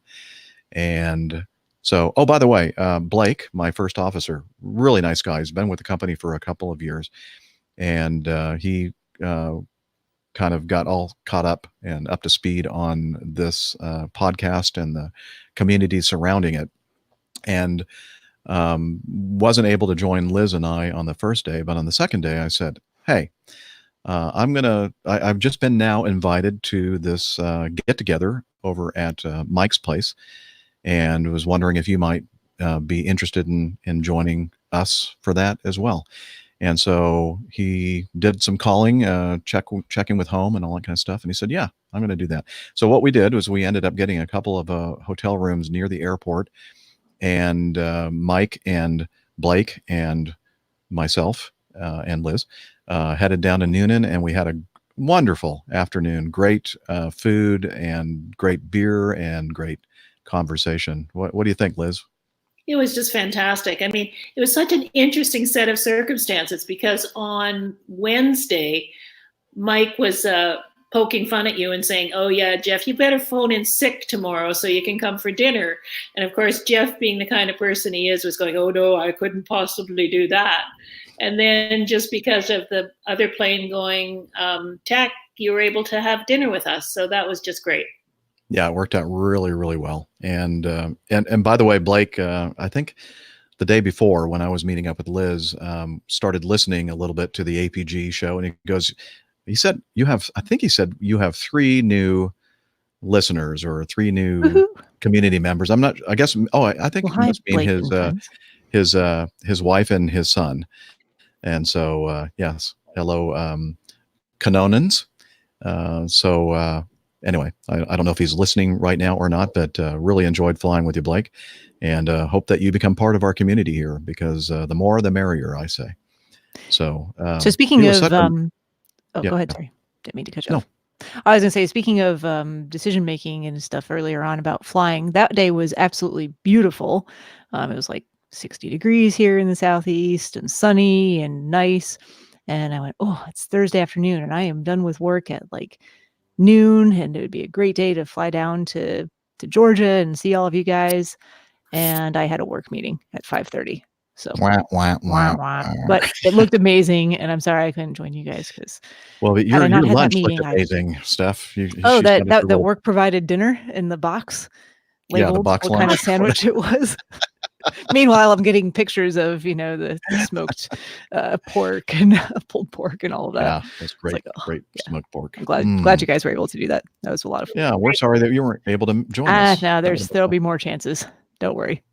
So. Anyway, just before I sign off, I just want to say that I had such fun on Jeff's flight. I was able to listen to his PAs, which are just as good as I expected.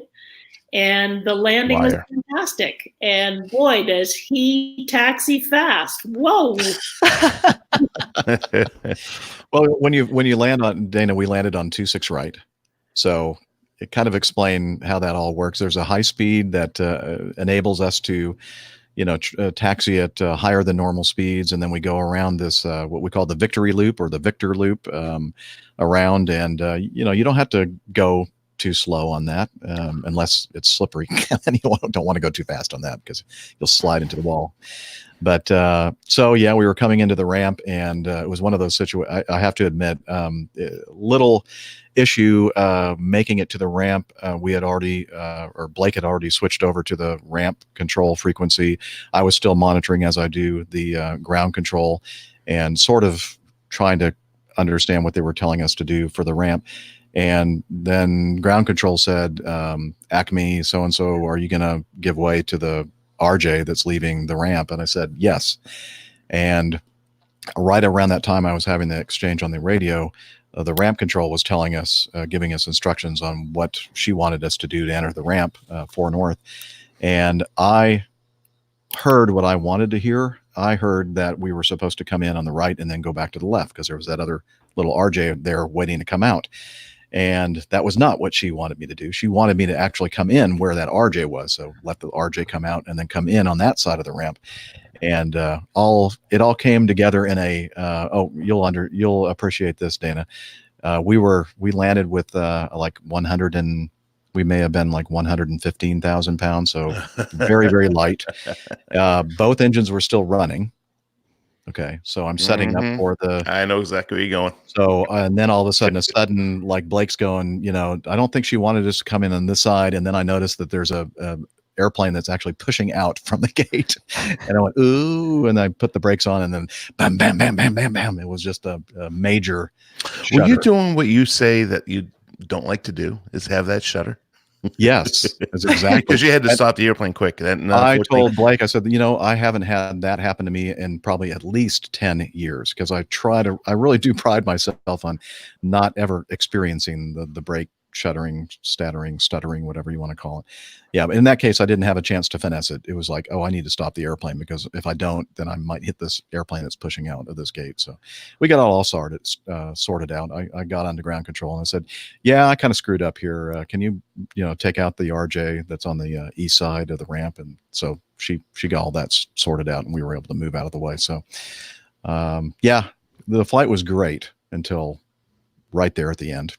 And of course, she had Liz on the airplane. I know. I'm thinking, perfect. I don't think she even noticed, did she? Yeah, she noticed. Really? No, I did not. Really? No. Oh, okay. Well, yeah, never mind. when you're sitting in You the just back, told on you don't- yourself. Yeah, None when of you're that sitting in the happened. back, I don't know. you don't have any idea what's. that was all a figment of your imagination, there, Yeah, it Captain must have been Nielsen. a different flight. Yeah. That was a dream that I had, I think. It was a nightmare actually because you actually got the airplane shaking pretty bad. Anyway, Jeff, thanks so much for the inspiration. I certainly had a great week, and it was great fun to fly with Jeff, and Mike couldn't have been more hospitable. So we had a great few days. So thanks. Mike and Naomi and their children, their beautiful children, just a wonderful time over at Mike's place. So it's too bad that Dana, you weren't back or in town with originally I was supposed to be off on those days. Oh, really? Oh, that's I right. had Could have all come swapped my together. trip. So wonderful. Yeah, that would have been so awesome. I missed it. We'll do it again sometime, I'm sure. It'll The Carols love to entertain. So yeah, they actually wanted me to come over tonight, but we already have a Christmas party to go to. I would have loved to. I haven't yet to be to their house, so my wife and I would love to get down there and visit them. We're just working out the time. It's just trying to find the right time. And, unfortunately, I missed this past week. Jeff, you mentioned taxi. Mm-hmm. I'm not even going to talk about it. Forget it. Huh? What, were you going to ding me again or something? Or no, this company called Acme Blue. Yeah. Yeah, last night absolutely dorked up our entire operation into not just us, but everybody coming in on the Aussie arrival last night. Really? Yeah, pretty much, light turbulence the whole way down. Mm-hmm. Through we were at 22 on the cruise and we're coming down through about 18. That's when it stopped. He was leading the pack, slowed the aircraft down to 270 knots in front of the entire pack. So the next thing you know, ATC is going ahead and slowing everybody behind him down. And we're all having to reduce way, way, way back. And we're all doing pie-ripping that this is nothing more than light chop. Mm-hmm. Then, of course, he gets on the ground in front of us because he's the aircraft directly in front of us, and then proceeds to do the exact loop that you're talking about. And before he even passed the first high speed off of 26 Wright, I was already on his tail. He was taxiing that slow. Being very, very careful. Extremely careful. So much so that I actually cautious. keyed the mic and said, minimum taxi speed here, gentlemen, and then proceeded to turn on all my lights when I was right on his butt. Sounds a little passive aggressive there, Dana. A little, but he was being, it was absurd. No, I understand. He was being absolutely, it's kind of like being behind somebody on the highway that is just doing 10 miles below the speed limit. And I actually had my FO look because I don't know if you remember this, Chef, but on Atlanta, on the 10-9, there used to be a speed posted. I think it was 20 knots or it was 30 knots. The only thing I can recall on there, at least now, is they do have a speed restriction for the big heavies. Big heavies, but there used to be a note on there to minimum taxi speed or something to that effect. Either 20 or 30 knots in Atlanta. Because it's a vast airport, and the airport really operates really well, and the flow is as such that it supports it. And these guys, I mean, I quite literally took about 3 minutes to get from the end of when I came off the runway just to get to the Victor Loop. That wasn't even to get on the loop. That was just to the end of the runway in the corner of Victor Loop and was it hotel right there. And it was, of course, Freedom Leg. Last leg. Laura Davis has said, this is maybe a good title for the show, Taxi Rage. Oh, yeah. Nice one. Dana experienced Taxi Rage. Taxi Rage. He might be on another cover. Taxi Rage. It was absurd. Anyway, yeah, I know what you mean. It's very frustrating when you get behind somebody that's just barely moving. It's like barely. Is ground control? Is the airplane in front of me having some kind of issue? Have they declared an emergency? And then he got. The funny part is that he got on the Victor Loop, and he was about on two wheels going around the corner. He was going so fast.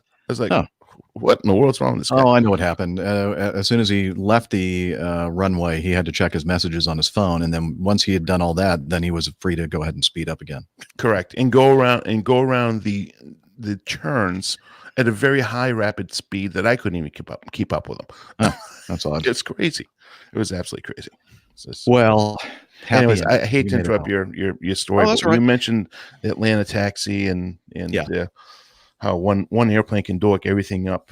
That's true. A very, very efficient operation. Yeah, that's what I tried to do. Dork everything up.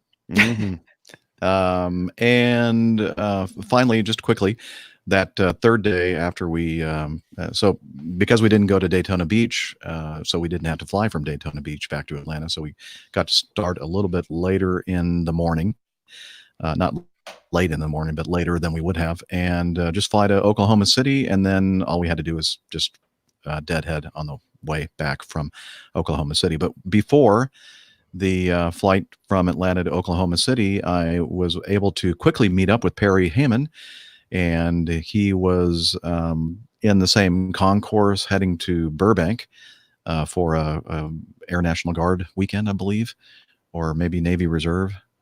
Sorry, Perry, I forget which one. I think Naval Reserve, maybe. And he was heading out to somewhere in Central California, I believe, on the coast. And I forget exactly what place. But anyway, it was nice seeing Perry. Unfortunately, the shuttle service at the airport hotel wasn't very quick and efficient, and didn't get there as early as I'd hoped. So, but at least we got a chance to see each other. And he sent me via email or messaging or whatever a photo that he had taken of the airplane that we flew from Atlanta to Oklahoma City at Gate B1, and it's a beautiful photo of the Mad Dog with the sunrise in the background. So very nice. Yeah, Thank you, the Perry. prettiest museum shot I've ever seen. Shut up. And but Dana, I was just curious, did that guy brake check you? Is that why you got so angry? I didn't get angry. I was just irritated. It's a very big frustrated. Actually, Laura just said should have honked, Dana. Actually, I did, because we have that button in the flight deck that's a mechanic call and goes. Probably didn't hear it. I did actually hit that. It helps, right? Well, maybe it doesn't. Maybe nobody heard it, but you heard it. It's all that matters. You feel good. Okay, that's enough. Again, great time with spending a couple of days with Liz. Great surprise. Thanks again, Liz, for that. And thank you, Mike, for inviting not only myself, but my first officer as well over to your house. He really had a great time. Couldn't stop talking about it. So anywho, let's just quickly do the coffee fund, and then we'll move on to feedback. Johnny, how much more coffee? No thanks. That's the wrong button. Here we go.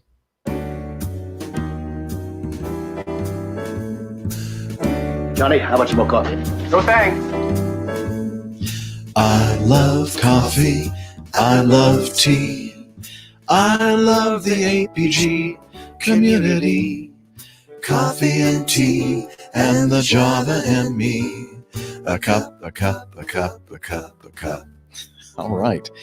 The reason why, if you're watching the video, I'm the only one in the big screen, it's because all of the crew, including our producer, have left their positions to take a physiological break, I guess.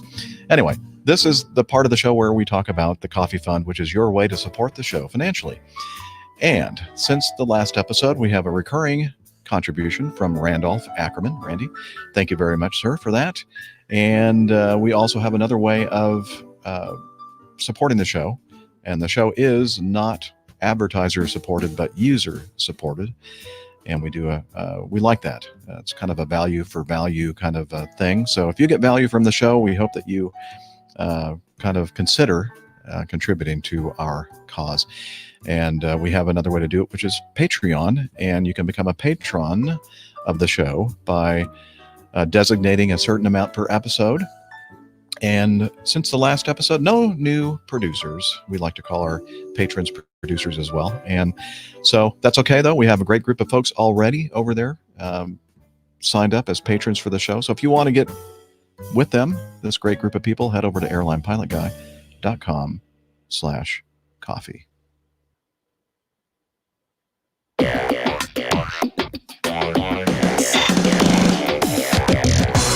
Captain, incoming message.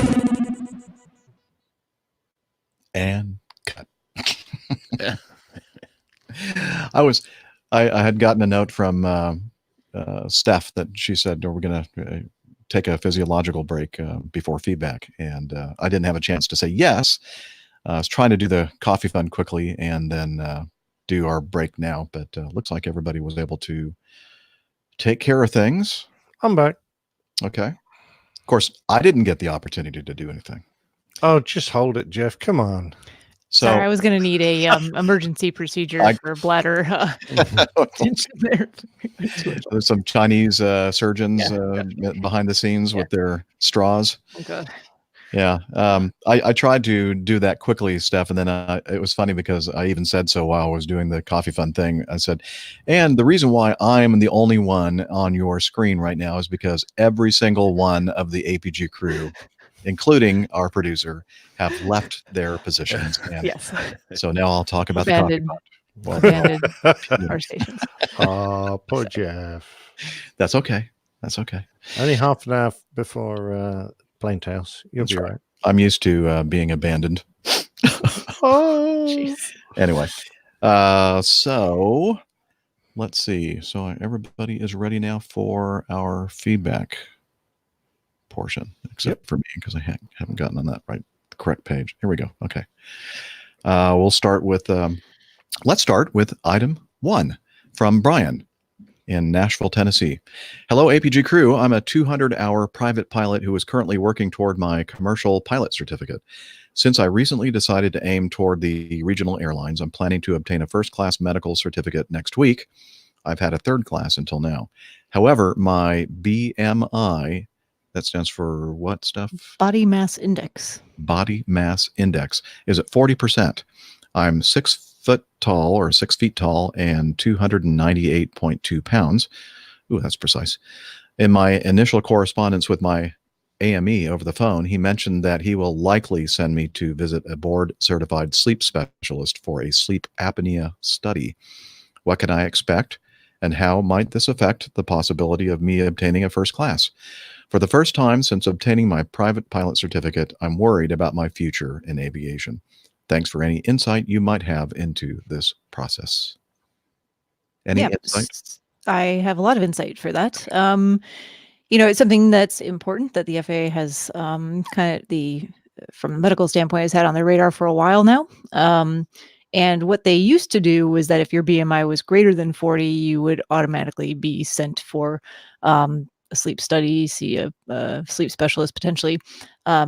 There's some new guidance that they're not using BMI alone, but they are trying to identify pilots who might be at risk for obstructive sleep apnea. And one of those risk factors can be having a higher BMI, having a larger neck circumference, those types of things, anything that can obstruct your airway while you're sleeping. Because that can certainly, if you're not sleeping well during the night, that can affect your alertness during the day, can lead to being more drowsy, and not a good thing for pilots. So what they do, if your AME recommends it, they will, you'll get a letter actually back from the FAA after your medical examination requesting that you have a sleep apnea study done. That can actually be done by a number of folks, either your AME if they offer it, or they could send you to a sleep specialist. I suspect that most will send you to a specialist to have that done officially. Usually those evaluations are done in-home, so you can expect that. And then they take that information and decide if you do meet the criteria for a diagnosis of sleep apnea, if it needs to be treated, all of those types of things. And there can be a bunch of different pathways there depending on what the information comes back as. But not to worry that if you do have sleep apnea and it is treated effectively, you can certainly get a Class 1 medical with a special issuance. So, but it has to be treated. If you have sleep apnea and it's not treated satisfactorily, that is disqualifying. Which I have a very good friend of mine that has sleep apnea.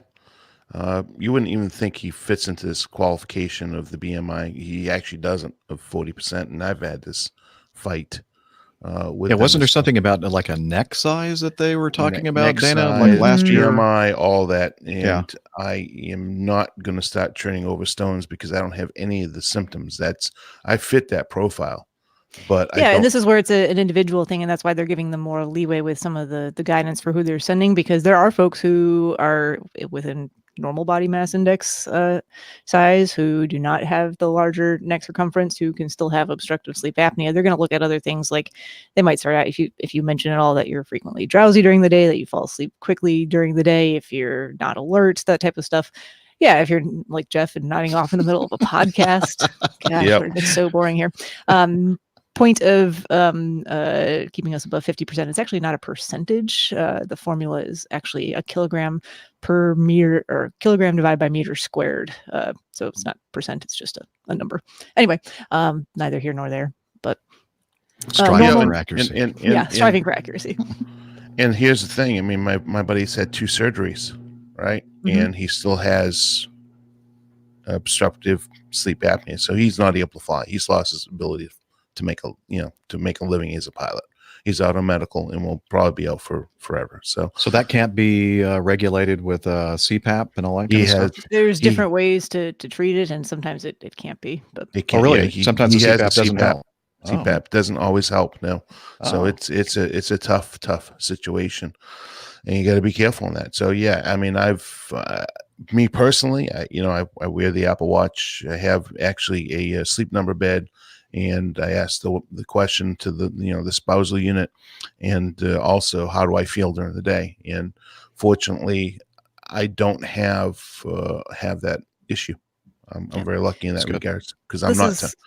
Probably a little old information, because I think this particular circular from the FAA was from 2015. But at that time, they had 4,917 certificated pilots being treated for sleep apnea and flying on special issuance medical certificates. So completely possible to do if you can be treated. Yep. So, but it may not even be something that necessarily applies to you, Brian. Doesn't sound like you've been diagnosed with it previously by your physician or anyone else. But since it's something that they're concerned about for pilots, if they send you for the evaluation, it may come out that you don't actually have sleep apnea at all. So. Yeah, I mean, you can't assume it's going to automatically be. I mean, and that's why I'm using myself as an example, Brian, is that, just because your BMI, and I'm right there. I mean, listen, professional football players in America that are very athletic, very muscular, and very fit, quite regularly have BMIs in that range. All right, so it doesn't necessarily mean that you're automatically going to be associated with it. And just like, with me, as Jeff said earlier, I'm all muscle, not really. But you can have a high BMI and be fairly fit and not have to worry about it. So just go get evaluated. That's the biggest On thing. the flip side of the coin too, Laura brings up a good point that a lot of people out there do have sleep apnea and don't realize it. And if you do and are not being treated for it, it can lead to a lot of other health problems that can be problematic down the road. So not necessarily a bad thing to discover that you have it and can be treated for it. So, important to be treated. exactly. Absolutely. Yes. And to be treated well. Item 2. Happy Thanksgiving to the crew. I dusted off the flight sim at home this morning, and it got me thinking about the likely upcoming addition of commercial flights at Dobbins Air Reserve Base in Marietta, which would fly over my home. I've heard comments that FedEx is interested in this, as it would give them more options to get their parcels closer to the metro area. The Atlanta Braves seemed to be interested for themselves and visiting teams flying in, which was much more of a first world problem, in my opinion.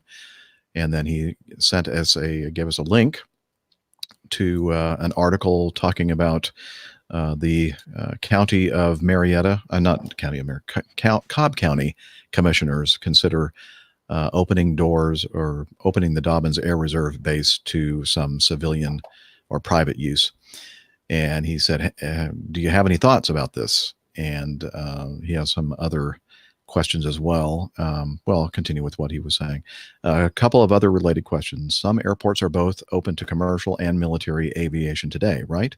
I think Charleston, South Carolina, if I'm not mistaken, is an example. And yes, you are right. That is a shared base or joint use base between the U.S. Air Force and the city of Charleston, South Carolina. That's where we fly in.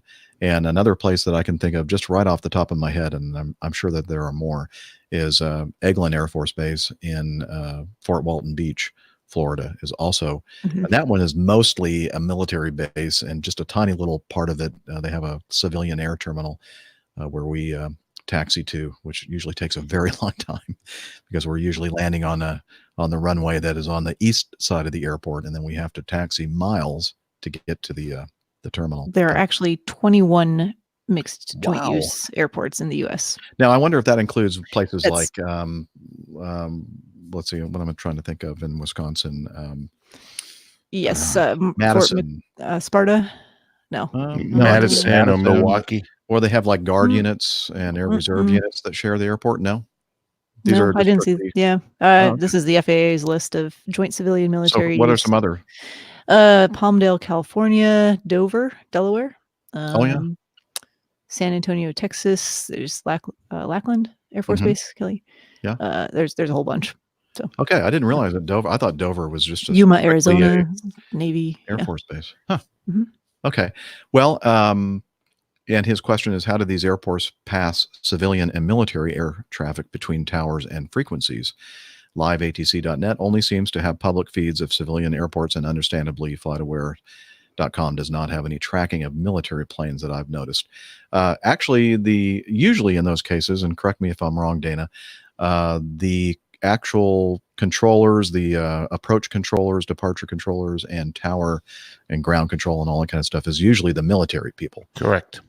And they do a fine job. And so there really is no, I mean, they just do everything. All the traffic is treated pretty much the same. So there's no like separate tower controllers for military and tower controllers for the civilian traffic.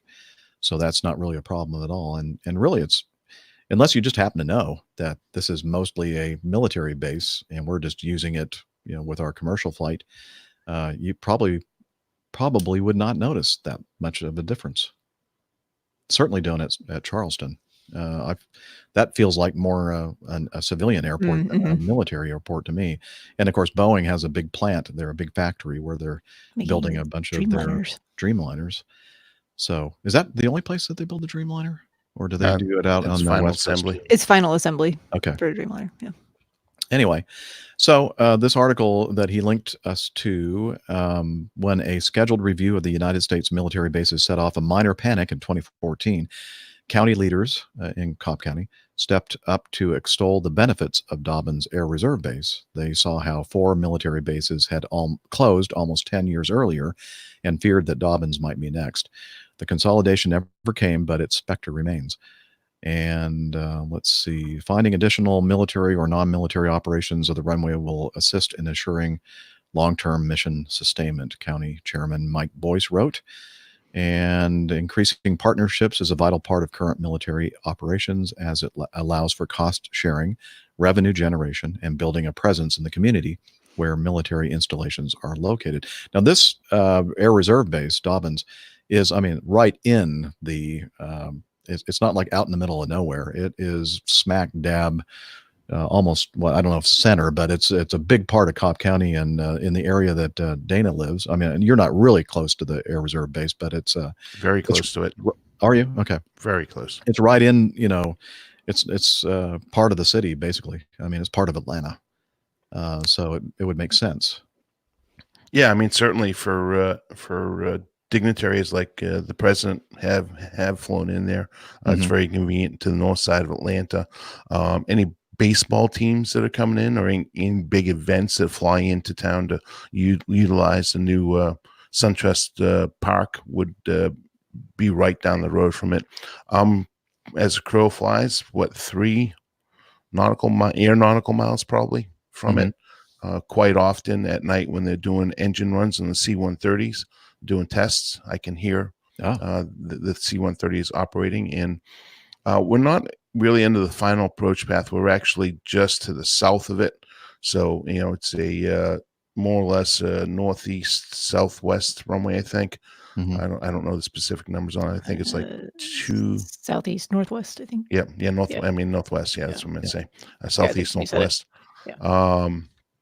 So we're kind of almost due south of it. So I guess really, if they're on a downwind, they'll kind of fly over my house, but that doesn't happen particularly often. But yeah, it's I think it would be a fantastic idea to open it up, not generally for full commercial operations, but certainly for some operations, because it's a very long runway. It's at least 10,000 feet. Well, I think they built the C-5 there. Lockheed has, as you mentioned, the C-130 is still being built there. That's correct. And I think, if I'm not mistaken, I think they built the C-5 as well there. I think you're right. Sure. So obviously it has big, long runways runway, I guess, basically. Do they have more than one runway? Or is it no, it's only one runway. Okay. But it's I'm big. curious, do they have arrestor wires, Jeff? I think they do. I'm not positive do you about have to that. land over them, or can you trample them? Well, I'm not sure about Dobbins Air Reserve Base because I've never flown. Well, I take that back. I have flown in there when I was in the Air Force, but I don't remember anything about it. But the Fort Walton Beach, Eglin Air Force Base, and Charleston both have the arresting cables that can either be up or down. And at Charleston, they're very rarely up. Although there was one time I was taking off and it was a story I don't really want to talk about. And at Fort Walton Beach, they are typically up most of the time, I would say. Wouldn't you, Dana? 98 to 99% of the time there. Yeah, so you have to plan on basically it becomes a much shorter runway for us because we try to land beyond the arresting cable and then obviously taxi off of the runway before the one at the other end of the runway. Which is the big thing for the Mad Dog is, especially on the nose gear, that we have that the splash guard and the debris deflector, and it's very low to the ground, so it doesn't take very much to really take it off. So if you hit it at any type of speed, Jeff, everything worked out, Dana. That's all right. Yeah, everything worked out. Only joking. And just a reminder to everyone, I fly for Acme Airlines. Anyway, yeah. So did they say Acme? That is. No, I wasn't correcting you, or I was just making sure that people understood that I'm not affiliated with any other airline that flies this type of airplane into those kind of places. No.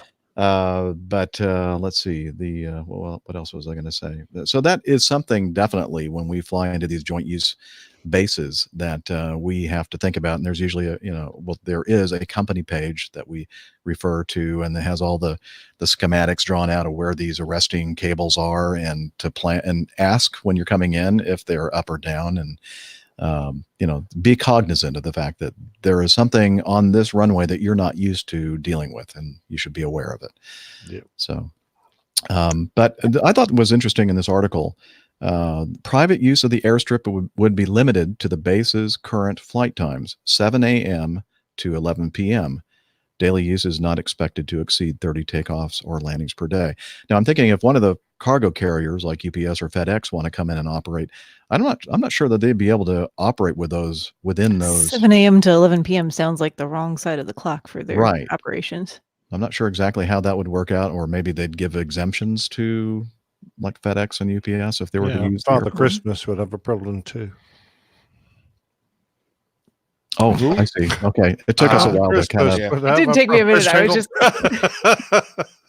With the packages being delivered. Yeah, well, he's he's a nocturnal sort. But I thought they used the sleigh, Nick. Come on. They just go directly to everyone's Well, he has to individual pop house. in every now and again and pick up spare packages, surely. Okay. Wow, you threw all of this off with that one. I just wasn't entirely sure where. Never mind. Anyway, so thank you, Robert, in Marietta, which is where the Dobbins Air Reserve Base is located. And well, be interesting to see. I think that to me, it looks like a win-win situation, and it will perhaps help keep that airport operating for much longer and not. And oddly enough, the county commissioner that is over that area is actually a active 330 first officer, I understand. Oh, well, Bob. That would maybe help too. I'm not going to use his last name, but his name is Bob. Oh yeah, I know Bob.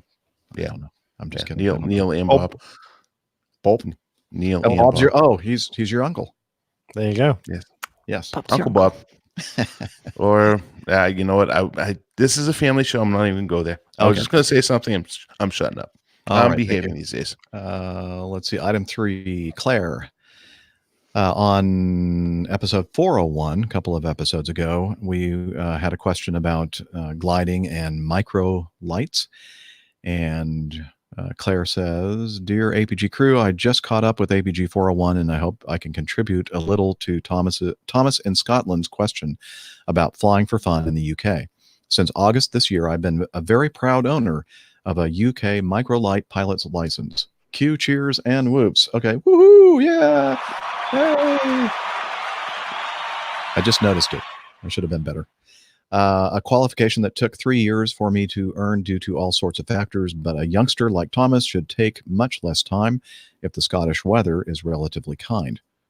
That could be a tough one, right? I hear the Scottish weather is not relatively kind. Before I learned to fly myself, I'd flown over 400 hours as a passenger to my pilot husband in a fixed-wing microlight, having adventures traveling to many places like the Scilly Isles. That's silly. Or did she mean Sicily? I don't know. Oh, the Scilly Isles. Oh, I've never heard of that. Okay. Well, because you're not silly. Is it a funny place to go? No. Okay. Good luck with that next one, Jeff. Yeah. I looked at Steph and she just had this grin, and I'm thinking, okay, why is she grinning like that? I know why. It's because you're trying to say Carnarvon. Carnarvon. Oh, well done. Thank you. I couldn't have done it if I hadn't heard you say it. Isle of Wight. Well, I got that supposed to one. help him out so much, Nick. Sorry. Stuff. Okay, Isle of Wight, France, and Belgium for our base in eastern England. For me, the highlight was a summer trip to Oban. Is that right? Oban. In western Scotland, flying along. Oh God, I should have let somebody else read this. Lochlinny and Ben Nevis. You keep going. In the gorgeous afternoon light, and then across to stunning Glenforsa on the Isle of Mull, an iconic destination for microlighters. Being based in Scotland, Thomas has the option of many beautiful microlight destinations, which, of course, can use smaller airstrips than larger aircraft. Many microlight pilots are members of clubs which have frequent flyouts to other destinations where new pilots can tag along and gain confidence at their own pace. Well, I guess if they're tagging along, they have to keep at the paces of everyone else. Otherwise, you'll be left behind. But we understand what you mean. I'll encourage Thomas to visit a couple of clubs if you can to find out what they do and what options there are to join a syndicate, which is a very cost-effective way to fly. I can go on for hours about the different types of microlights, the definitions, etc. But you can find out all about it From the brilliant guide on the BMAA, British Microlight Aircraft Association website, here is the link, which Jeff will put in the show notes. Good luck, Thomas. I hope you find a type of flying that you truly enjoy. Cheers, y'all. Proud Microlight pilot, Claire. Thank you, Claire. Brilliant. Very cool. So, yes, Awesome. again, congratulations on the Microlight pilot's license, Claire. I noticed Claire has put Charlie Alpha. What does she think were the opposing Did she bases also send in shorts? the exact same feedback to opposing bases? Oh, she may have. Yeah. She's a Two two-time. birds, one stone. Toby's a cheap, Claire. That's all right. I want to hear them try and pronounce those Scottish town names. Oh, they're gonna have fun with Good that. luck. Yeah. Oh, that's cool. That's what's great about this community. We have people listening, and while they're listening to somebody else's feedback, they're going, "Oh, I have some information that I can contribute to this whole thing," and that's awesome. I think. Actually, I was listening to an AG trying to pronounce while something happens, and was calling it Willie. So No. Yeah. Seriously? Well, I think he said will as opposed to I thought you, to be in the Air Force, even the Guard or Reserve, you have to know how to read and speak English. Don't worry, I sent in some feedback. Oh, okay, good. Sorry, AG. Yeah. Or as I call you, AG. Let's see. You know what? It's that time. Yay. It's that time where each week we play this thing called the Old Pilot's Plain Tales. And this one I haven't had a chance to listen to yet. So we're going to all listen to it together. And it is entitled RAF Form 414, Volume 4.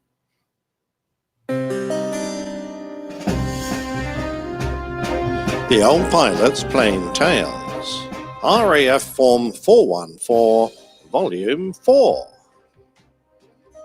After the last tale, we left our young RAF pilot wiping the foam of a quart of beer from his lips and receiving his treasured 43 Squadron crest from the squadron commander to wear in his flying suit for the very first time. He was now operational on the F-4 Phantom and ready to start working as a fully paid up fighter pilot. You might think that now, officially able to go to war, that his training might have finished, but far from it. In a peacetime Air Force, every mission, every minute was usually spent training in one form or another. So it was, a few days later, on the 7th of December, 1978, exactly 41 years ago, I had been out with my usual navigator practicing night intercepts. Scotland often suffered the worst of the storms that came over the Atlantic to pound the United Kingdom in winter, and this one had been no exception.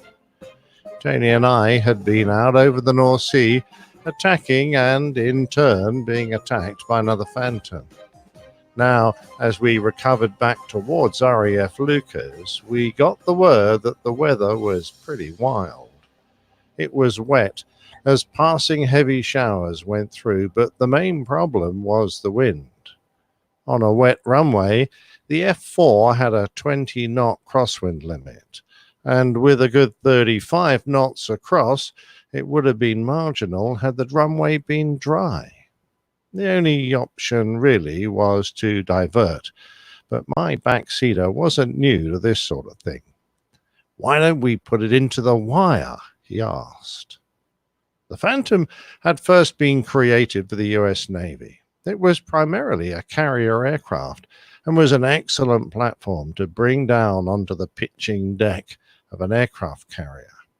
Its hook was suitably manly, solid and stable, and as thick as my thigh. It very rarely skipped an arrestor wire. Most military airfields, certainly RAF ones, have arrestor wires fitted to the end of their main runways, and almost all fast jets are equipped with a hook. But I replied to Tony, I've never done that before. It was true. Doing a wire engagement was normally a last-ditch way of stopping from going off the end of the runway, and nobody had to teach you that. You just put the hook down and waited. Tony was suggesting that we do an approach end engagement, as you might do if you were landing on the deck of a carrier. Now, I don't want to suggest that what we were considering was as testing as finding the 3-wire on a moving aircraft carrier. It certainly wasn't, but it was giving me pause for thought. Tony was all for it, and since he was senior enough, he said, "You'll be fine, I'll authorize you." In truth, I think he was just dreading the hassle of a diversion. We let Lucas know what we intended and entered the instrument pattern. The cloud base was down to about 500 feet, and they brought us round for a GCA, a ground-controlled approach. In the darkened radar room, the GCA controller was gazing at her 2 scopes, one showing our position relative to the runway center line, and the other one to the glide path. In a rotatable building near the center of the airfield were the radar antennas, one scanning back and forth and the other up and down. They only needed to be short range, but were very accurate and had a fast scan rate. The whole building could be turned to line up with any of the 4 runway approaches.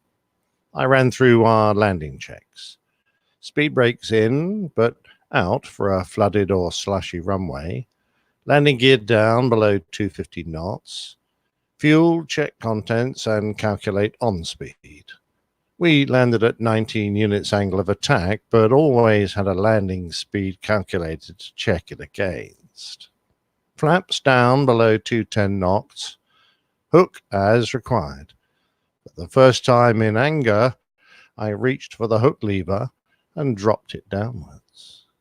Harness tight and locked. Hydraulics all 3000 plus or minus 250 psi. Anti-skid on, caption out, radar, standby, and stowed. As our controller lined us up with the runway, we heard the familiar, "Do not reply to further transmissions. You're approaching the glide path. Begin your descent now for a 3-degree glide path. You're 9 miles from touchdown.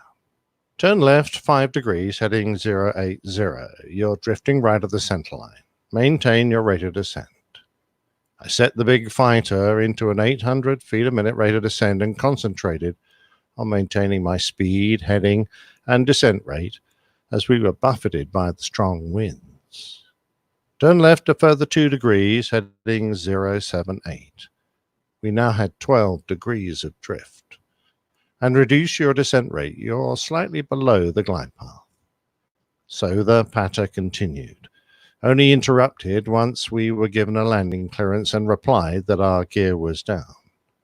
It was always a comforting way to come down in bad weather. Our controllers were good, and they looked after us. If it was particularly bad, we got the gruff but fatherly voice of the SATCO, our senior controller, and he somehow transmitted calm reassurance along with his guidance. The landing light in the nosewheel door was bouncing white glare from the clouds, but my head was down, concentrating. As we came out from the ragged base of the cloud, the glare disappeared, and I looked for the runway lights. They appeared well to the right, but I resisted the urge to turn and center them up, as I knew that in the strong crosswind, we needed the drift to stay lined up. The VAS's visual slope indicators were a comfortable red-white, showing that we were still on a good glide path, and all I had to do now was plant my mighty machine firmly onto the middle of the runway. What happened next is still a bit of a blur. I wasn't sure what was supposed to happen, but I certainly didn't expect to be plucked from midair and thrown down onto the runway like half a ton of bricks. We slammed into the concrete, and in only a few seconds came from about 170 miles an hour to a grinding halt. I extracted my bruised face from the gun sight and realized why the landing checklist said harness tight and locked. The locked bit I usually ignored, since I like to be able to twist round in my seat, and a normal landing was pretty gentlemanly compared to this. The RAG team extracted us from the cable and gave us the signal to taxi clear, which I did whilst tidying the aircraft up. In the subsequent debrief, I discovered what the problem had been. Very conscious of not dragging the hook through the approach lights, I imagined it would hang quite a long way below the aircraft, not in fact the case. I made sure that I didn't drop below the glide slope when we came visual. "Ah," said one of the more experienced pilots. "On 09, the wire's a bit short of the instrument touchdown point, so it's best to put it down on the numbers." Lesson learned and no damage done. The RAF rotary hydraulic arrestor gear is considerably more forgiving than the naval version. We flew up until the 21st of December, and then, with Christmas approaching, the flying petered out as everyone got ready for the holidays. We threw a crew room party for the other sections on the station that supported us so well. The admin wallers and bean counters from headquarters, which we named Handbrake House. Our very much loved air traffic controllers, and the many others who helped us out during the year. As usual, we sent a Christmas hamper out to the lighthouse keepers on Bell Rock. This ancient reef lay 10 miles out to sea on the centerline of the runway 27, a most convenient position and a great marker to use when bringing in a formation for a run and break into the circuit. One would have thought it had been put there especially for our use, but according to legend, the abbot of Arbroath first installed a bell there to warn mariners in the 14th century, only to have it stolen by Dutch pirates. The rock was the scene of many shipwrecks, as it lies just below the surface of the sea for all but a few hours at low tide. Eventually, the fine Scottish engineer Robert Stevenson proposed the construction of a lighthouse on the reef in 1799, and in 1810 it had been completed, becoming the tallest offshore lighthouse in the world. It was built to such a high standard that it has not been replaced or adapted in the 209 years since. It was, however, automated in 1988, and the keepers were no longer required. I always wanted to meet some of them to ask if they minded the very low-level flypasts, usually in full reheat, that they were subjected to many times a day as we recovered from our missions over the North Sea. I suspect they loved them, but might have been just a touch deaf as a result. The new year started with some good weather, so we headed out over central and north Scotland to conduct low-level overland intercepts and combat. The snow was lying thick on the ground, and the stark granite that formed the highlands had been covered by a blanket of white camouflage. Our usual landmarks, particularly the lochs, had frozen and then been covered by snow, so they disappeared from view. We took care when the sky was overcast, as the white ground blended in with it, and it became easy to become disorientated. Care was taken to bug the radar at a sensible height, so that, with the absence of visual cues, we didn't drift too low. Then, as February 1978 came round, excitement built, as we were to host a visit by the United States Air Force 527th Aggressor Squadron. I had barely 200 hours in the Phantom, and I was going to fight some of the most experienced and capable fighter pilots in the world. It was very exciting.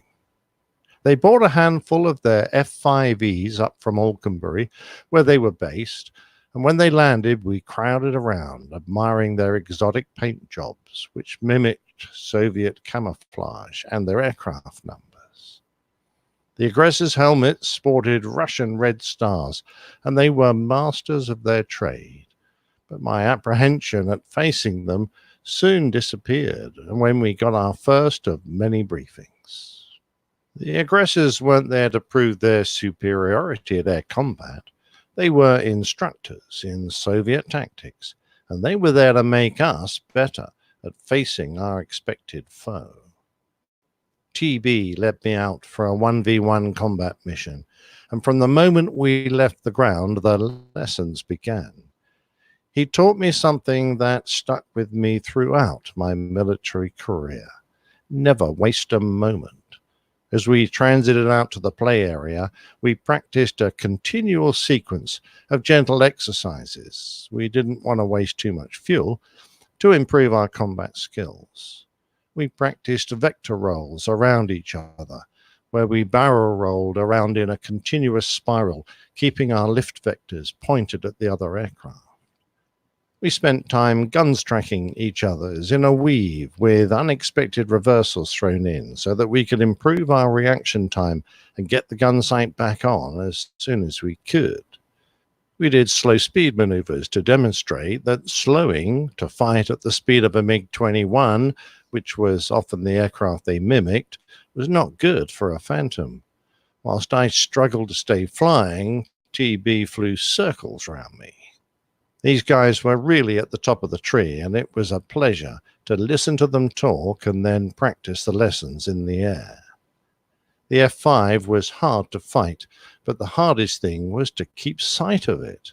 As they turned in to fight us, we could easily see the plan form of the little fighter, but then they pointed their needle noses straight at us, and in a blink, they'd disappeared.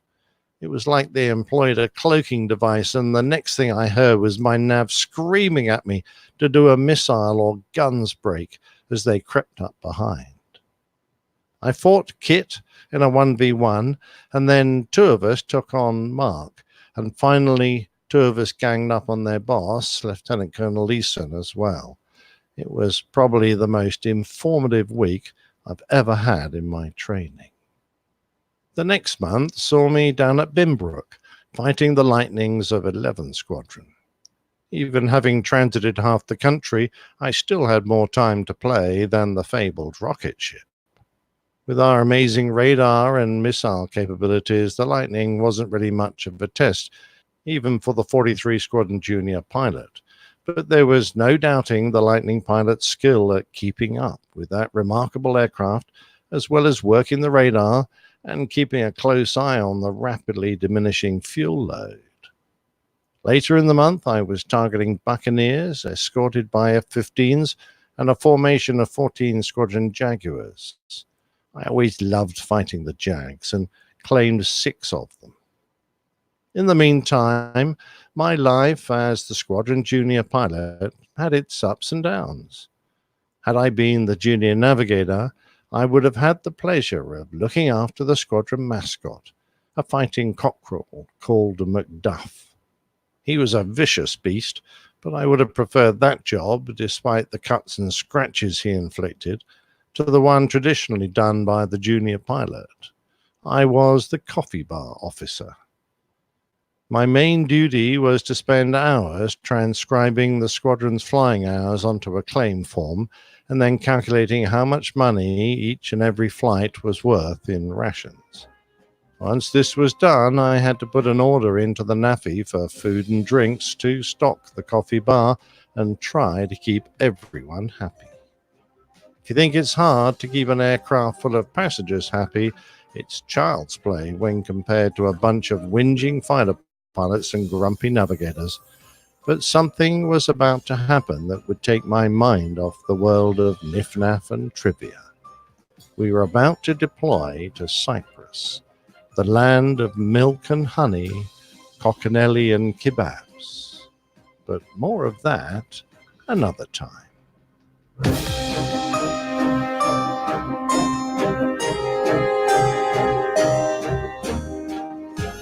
What a tease. Another great plane tale by the old pilot. Sniff-naff? What's sniff-naff?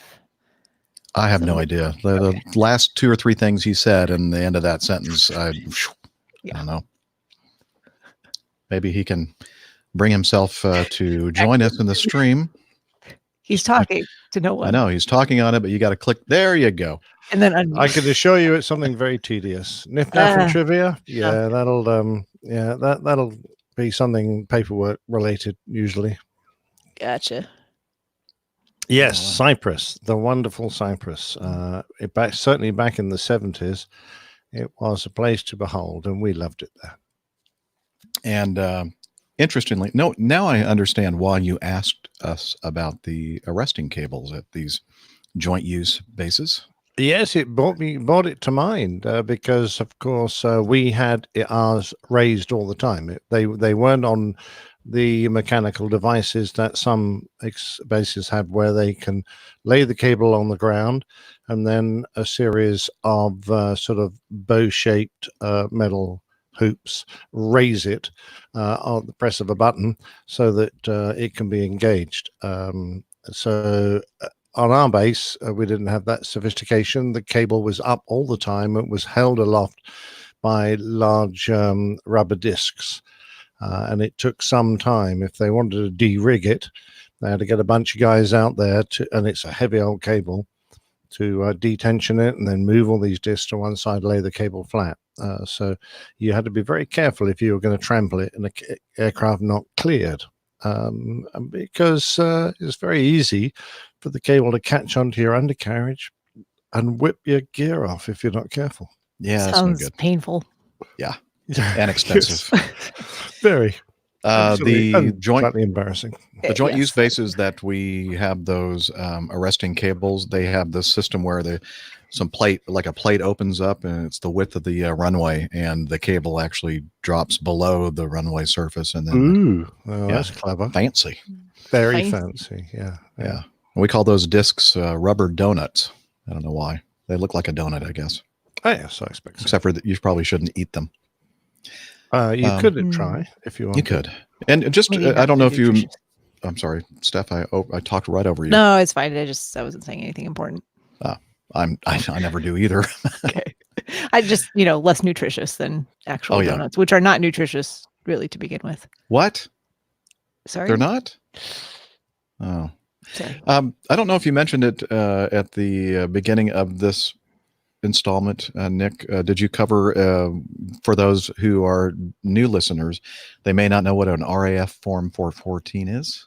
No, I didn't actually. Okay. I can do it now. Please do. If you get issued with a logbook because you're a pilot, on the front it'll say RAF form, as every document, booklet, everything that the RAF printed has a form number, and an RAF pilot's logbook had RAF form 414 written on it. So that's where it comes from. There you go. Okay. I hope, is that just me? He was kind of Skyping out a little bit. Just you. Shoot. Sorry. Have no understanding. I understood the recorder's fine. for. Yeah. Okay. All good. I don't know why my bandwidth would be suffering, because I'm the only one using it in the house. Oh well. Where do we leave off on our number 4 feedback? Next. 4. Okay. Oh yeah. Richard Nash sent us this from his iPad. It was a tweet by Andrew Hodgson, and let me see. I'm trying to remember exactly. This was the Cessna 150 or 172, I think, wasn't it? That was kind of not kind of, a very unstabilized appearing approach.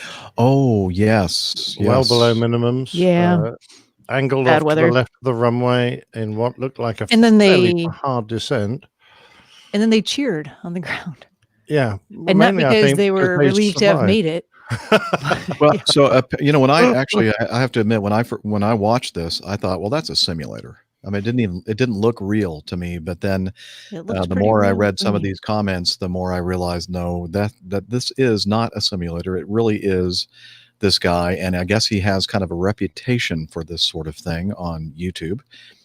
And I watched the higher res version of it and an uncut version of it, and it certainly is not fake. It is a really inappropriate way to operate an airplane, basically. Yeah, and being encouraged by his passenger who thought it was marvelous. Yeah. So no, basically something the rest of us looked at and went, Yeah. Yeah. So I was trying to list all the things he did wrong. I mean, he busted his minimum. Mhm. I mean, that is such a no-no. I mean, that is probably the first lesson you ever get when you're doing your instrument flying. Your minimum is absolutely sacrosanct. You can't that's see the check damn ride runway. fail right there. Just Absolutely. If you can't see the visual cues at your minima, you go around. And he wasn't stabilized by the looks of it because he was well displaced from the runway. So not on the center line. And he must have had a pretty excessive rate of descent because the amount he had to flare to level the airplane out looked quite a lot, excessive. So I don't know, just a very bad example to set to anybody.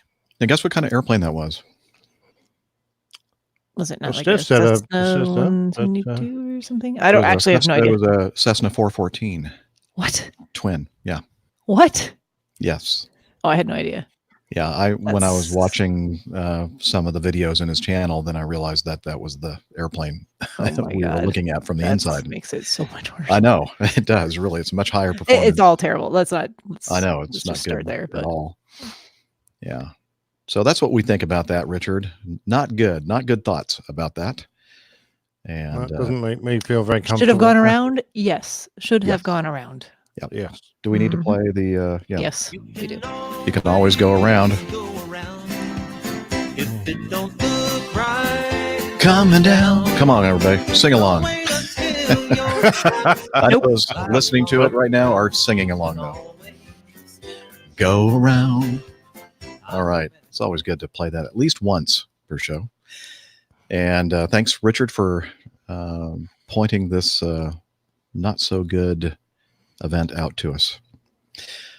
Okay. 5. Texas Charlie. Howdy all. In the attached article, Airbus seems to be saying that technology will overcome wake turbulence so that a tailgating plane, that's in quotes, tailgating, could ride another's updraft in order to save fuel. Even with advanced computer-aided flight controls, I would think that wake surfing behind another airplane would at least be airsick-inducing bumpy and maybe even highly inadvisable in the most catastrophic of ways. But what do you know? I'm not an aerospace engineer. Ugh. Anyway, there's a link to the article from Fox Business, and I have to be truthful here. I didn't actually read this. So did any of you get a chance to look at this? Yeah, I took a look at it. Nope. Okay. So I don't, I mean, I understand the physics involved and the, like the, what's the word I'm looking for? Not the practical, but the theoretical. Theoretical. Yeah. The theoretical idea behind airplanes flying closely enough to benefit from the wake of an airplane in front of them, like like a lot of birds do when they're flying in formations, like when ducks and geese or like race car drivers. Or yeah, you know why people watch races though? To see the crashes. Yeah. That's not actually true. I think Nick and I watched racing because there's not nearly enough crashes. I know they need to do something. Kind of racing. Yeah. Demolition derby, guaranteed crashes. That's what we need. Yeah. But again, I really can't say too much because I didn't actually read this. But what do you think? What's your take there, Nick? This is a theoretical concept. And, the fact that people are thinking about such things make me go, yeah, okay. I'm pleased that we're looking to adapt the industry and look at technology where we might be able to take advantage of this. But it's a bit like the technology that we've seen in motor cars, where you link up 20 cars and they all go down the road with like 5 feet between them, all computer controlled, following the guy in front. And as such, you reduce the drag in your car, increase the fuel consumption, and you're effectively not driving it. It's a concept, but I don't think it's going to happen, not anytime soon, that's for sure. As regards the specific comments that Texas Charlie makes, yeah, it will be obviously done computerized and using the autopilot. It won't be in the wake turbulence of the aircraft ahead.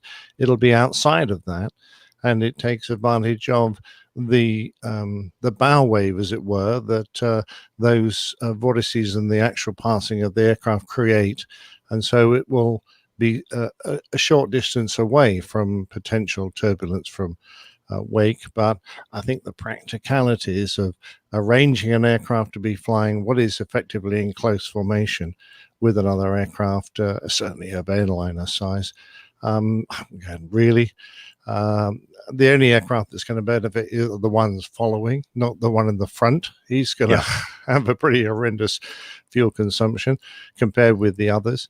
So I'm going, really, who's going to do this? No, you're going to have to fly around in fleets. Who's going to nominate who's in front? Which airline's going to suck it up and have the extra fuel burn? Is it ever going to work? What happens if you've got different destinations? Nah, I just think it's a concept paper someone's picked up on, and they think, well, this would be interesting. Perhaps it'll happen one day. Can you imagine the FAA or EASA like changing regulations to allow airplanes to be that close to each other ever?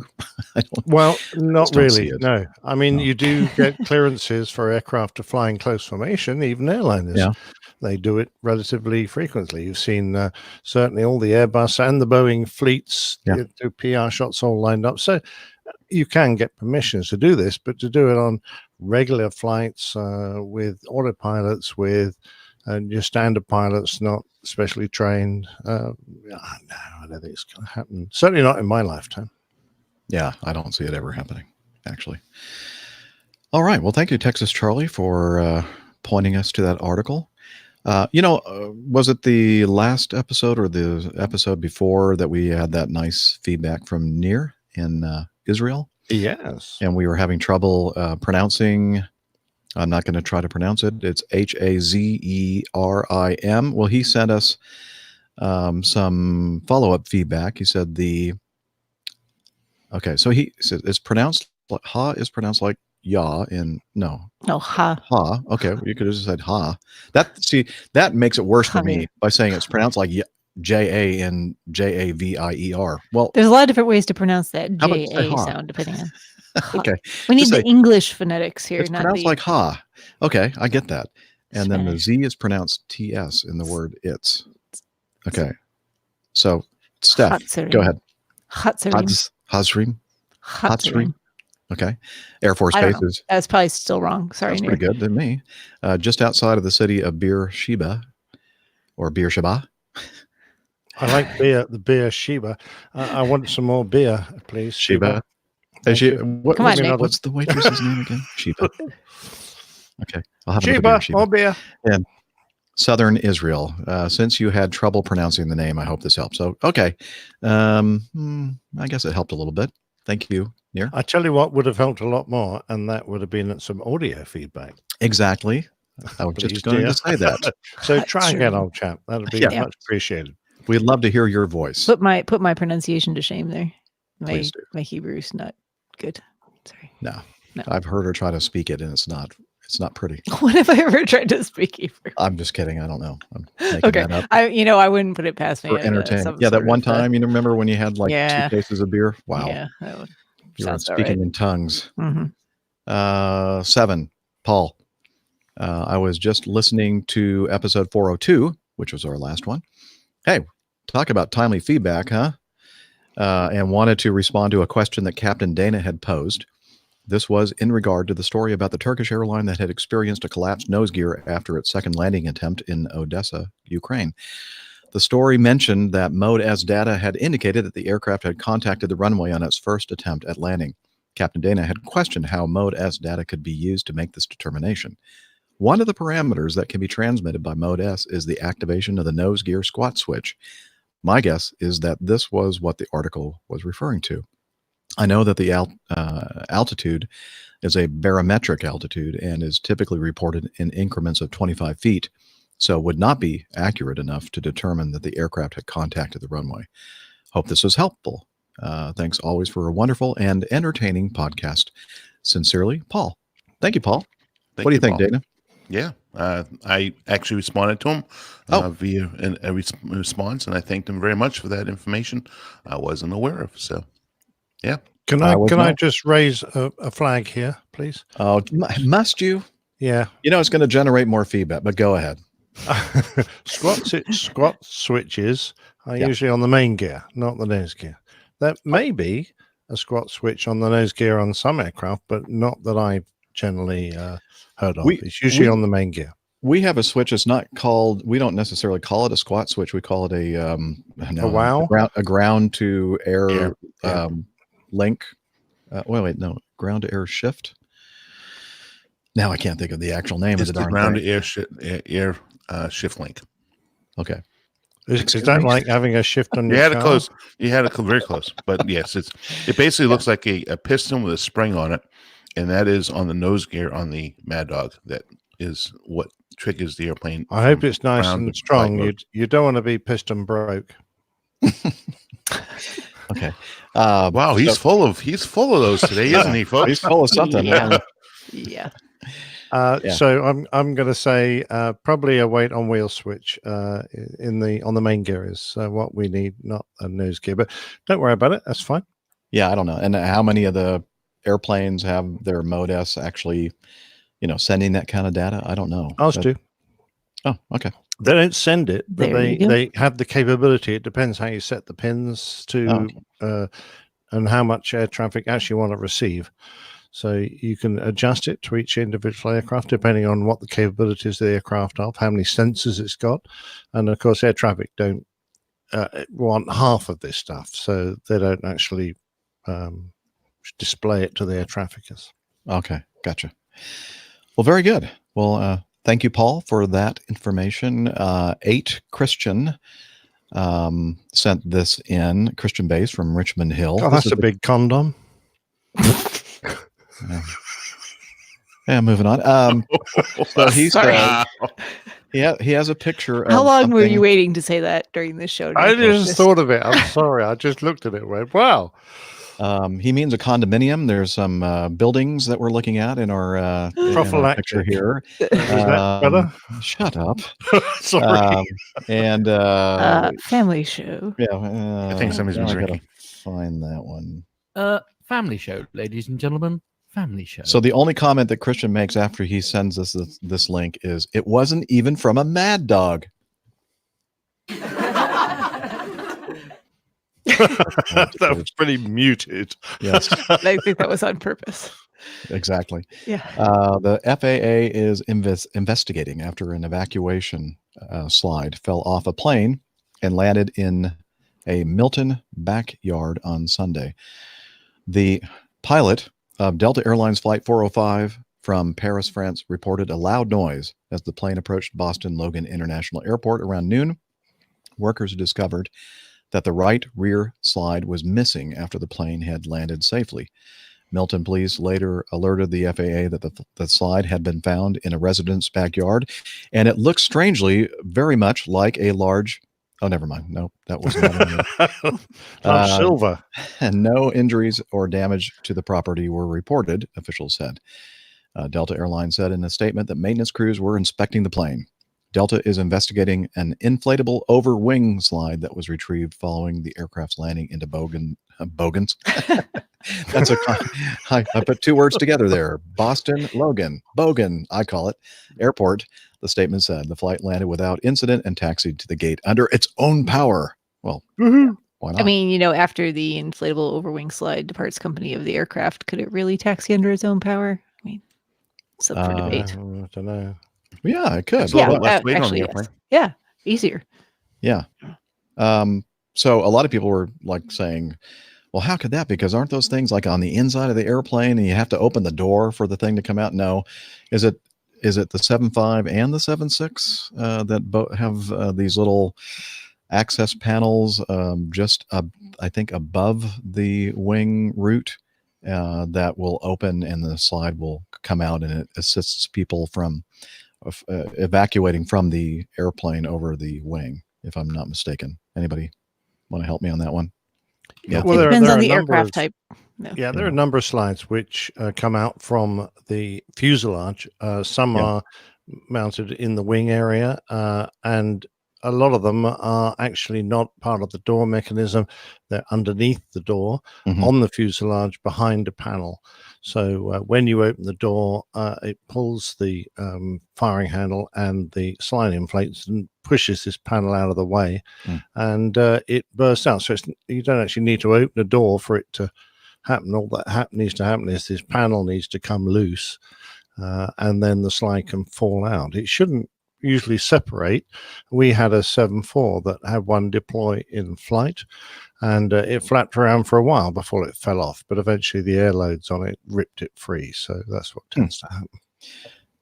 Interesting. So thank you, Christian, for that. And it's not the first time that we've heard of something like this happening on a Boeing 7.5 or 7.6. Maybe it's just the 7.6. I don't know. Greg asks, Greg from the Very Large Donkey Fan Company in Lexington. I just watched an old video. He gives us a link to a YouTube video from January 2015 of Delta 95, which is a 777 from Atlanta to Narita, taking off from Atlanta and subsequently declaring an emergency and returning to the airfield. In the video, you can see them dumping fuel before landing. I know that there are no oceans that close to Atlanta Airport. Yeah, not very close at all. So I'm curious, what happens to the fuel that is dumped when flying that low over land? Anybody want to help Greg out with where the fuel goes? Evaporation. Think so. Yeah, it gets absorbed by the evaporation. So 5,000 feet is usually the advised minimum to allow the fuel to evaporate before it gets down to ground level. So you shouldn't notice a thing. It just disappears into the atmosphere. But of course, if you're in dire need of reducing your weight and you're lower than that, you just dump anyway, and people will get a light kerosene shower. And you just hope that you're not in your backyard barbecuing. Yeah, if you had that fire going behind you, it could get quite exciting. Honey, I think you burnt the steak again. Yes. Woof. Yes. And that's not the dog. Oh, and I'm, yeah. Bam. Oh, wait, I have one of these. Brilliant! All right. Item 10, Andreas. On a recent episode, when relating an incident, you were wondering why the airline would operate an empty flight. We were talking about that. What airline was that again that had the SkyWest, I think? Yeah, it was a regional. Regional jet. Regional. No, maybe not SkyWest. They don't fly that airplane. Republic, I think. Anyway, the pilot reported the number of people on board as 6 on a busy route with JFK as one endpoint, if I remember well. I think it was actually going to LaGuardia, but never mind. One of the New York airports. Atlanta, Might LaGuardia, slots I be think. the Right? reason? Yeah. Yeah, I think so. Am I? I'm probably breaking up. You guys aren't hearing what I'm saying. No, I heard what you were saying. Loud and I was clear. just. Oh, slow. okay. Because yours coming into me is kind of not great. Again, not your fault, my fault. Again, might slots be the reason? Quoting from Wikipedia, if an airline does not use an allocation of slots, typically 80% usage over 6 months, it can lose those rights. Airlines may operate ghost or empty flights to preserve slot allocations. So, that very well could be. Maybe the company, even though they know that it's not going to be a profit-making flight with only a few passengers on board, they have to operate a certain number or percentage to make sure that they continue to keep that route authority. That's something I had not considered. It's a valid point. I agree. The rules make any effort to be green a bit of a joke, because if you're having to fly empty aircraft around just to maintain possession of that slot, you think to yourself, well, that's just a huge waste of fuel and just drilling holes in the air. Yep. Mm-hmm. It is. Definitely not going green. Such is life in business, though. You're not going green.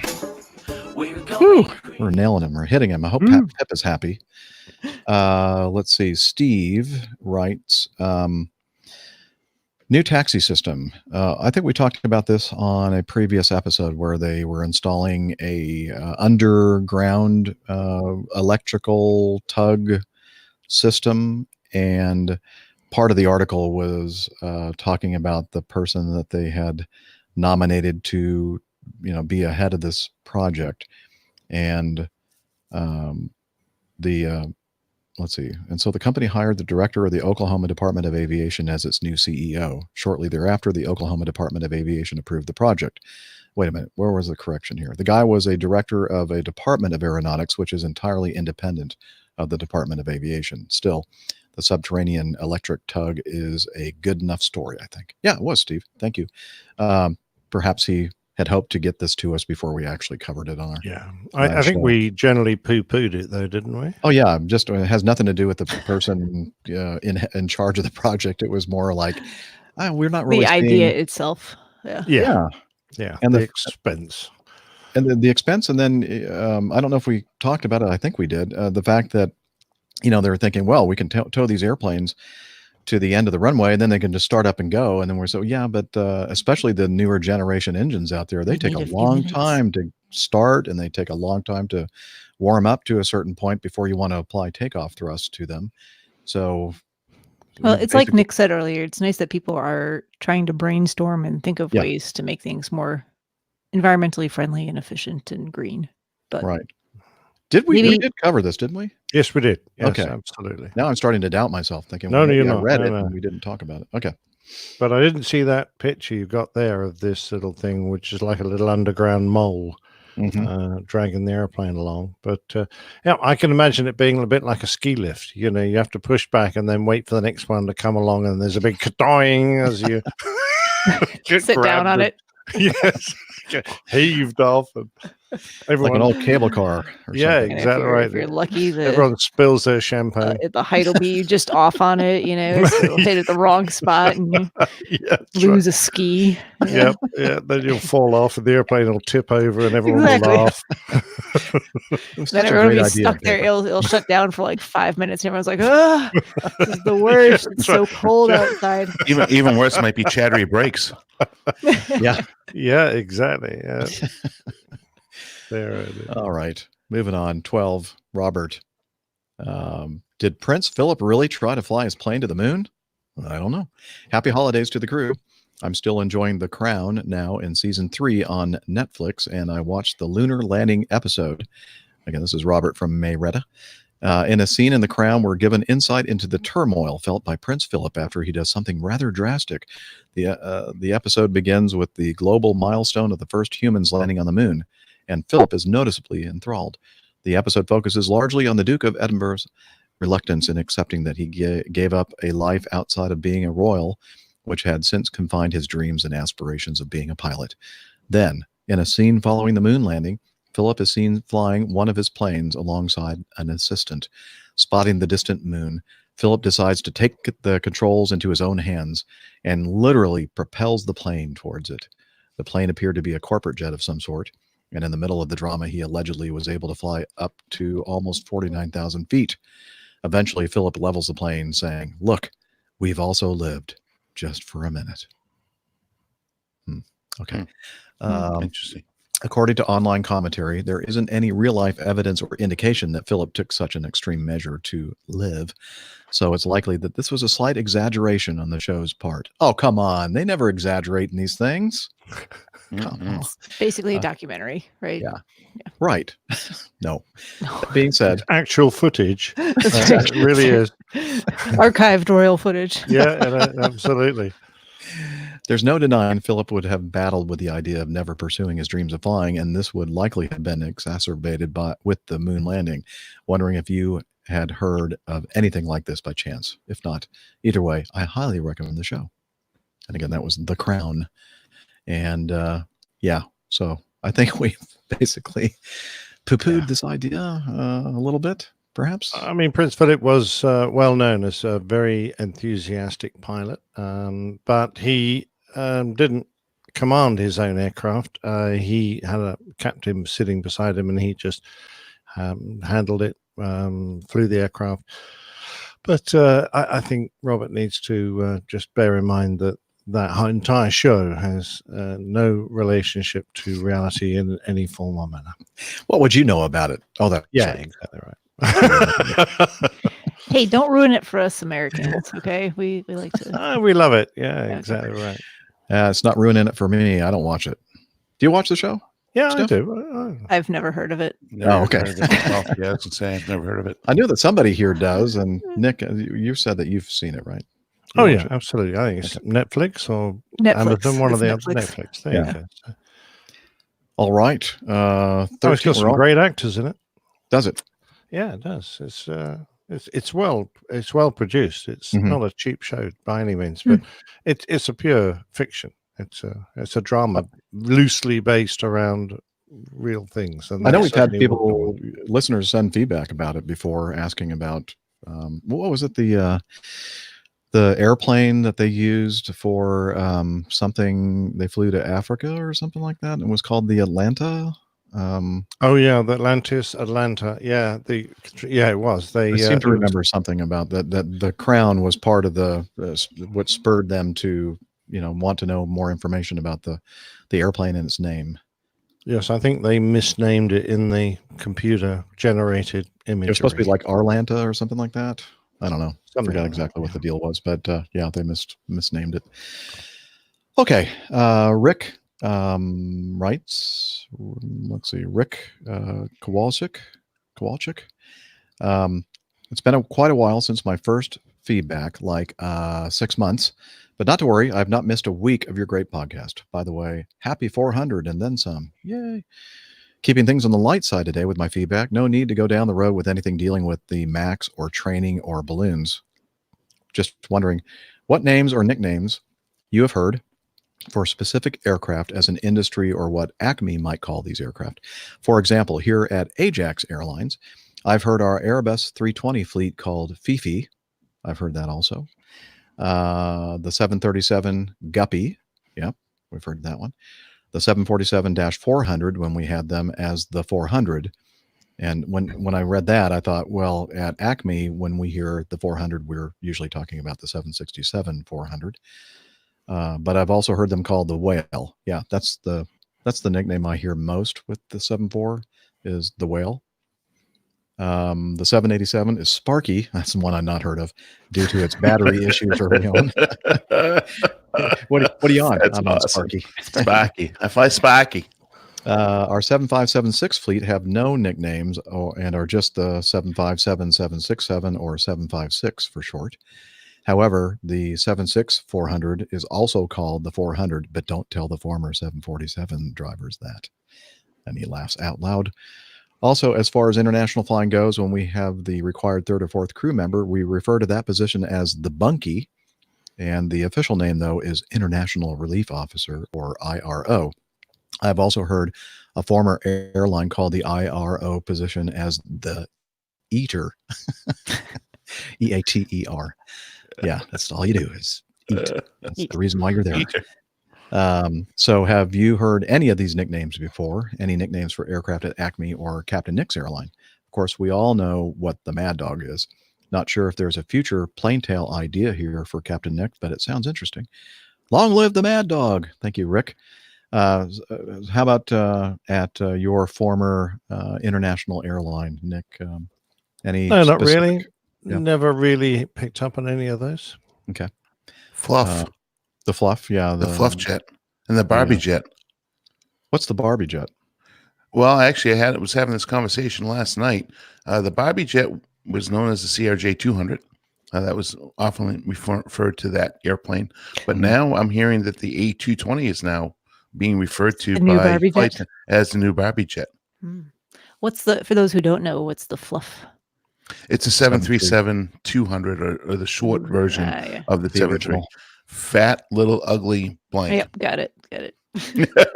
Oh, that's why it's called Fluffy, huh? The I've also Fluff called jet, the Fluff jet. Yeah, I've also heard the 737-200 referred to as the flying speed brake because it wasn't very fast at all. Of course, I call the 717 the puppy dog. The angry puppy. The angry puppy. Angry puppy. Yeah. I like that a lot. Yeah, me too. Mad Dog and Angry Puppy. Mm-hmm. What a team. All right. If any of you out there listening have any nicknames that that we didn't come up with, help us out. Send us some feedback. You noticed my restraint there? I did. I didn't call the bin liner the bin liner, or the other name we have for it. But wait a minute, you just did. Oh, damn! Sorry. Yeah, Okay. I see what you're trying to do there, and what you Well, did. And what's the other name for it? Yeah, what's the other? That's a little bit dubious. I refer you to the previous comment I made about the slide. It's worse than that. Okay. Gotcha. All right. Thank you very much. We'll have a footnote in the show notes for that one, I think. And then I wouldn't finally, if I were you. Okay. Well, I'm just saying that. I'm not really going to do that. Wow, look at this. This is working out perfectly. Our producer just nailed it. She's getting a better feel for how many we can do and such for feedback. And we're on our last item, unless I skipped one, which I did do not on occasion. see any You didn't skipped. miss No. You didn't miss any today. All right. good. So 14 from John. Good afternoon from John in Duluth, Georgia, and congratulations on putting episode 400 into the can, so to speak. No, not the circular one next to your desk. My comment has to do with your discussion of the recent ERJ 175 runaway trim emergency in Atlanta. Now, I understand that this idea might be a bit problematic, but would there be any merit in having ATC controllers ride in the jump seat during simulator sessions so that they might better appreciate the work level in the cockpit, especially during an emergency? I appreciate and sympathize with the concern over an additional distraction while in the box. Perhaps this might be addressed by an agreement before the session that any observer who would be required to remain absolutely silent during the entire session, saving their questions or comments until afterwards. Such agreement could also provide a one strike and you're out clause so that anyone creating a distraction would agree to leave if asked by either the crew or the simulator instructor. Again, I appreciate that this might create additional tension during a simulator session, but perhaps the benefit of controllers having a better understanding of what might be going on in the cockpit during an emergency would make it worthwhile. There are probably sound reasons why controllers and fire chiefs ask the questions they do while an emergency is in progress. Like so many other things in this aviation thing that we love, the reasons may very well be written in blood.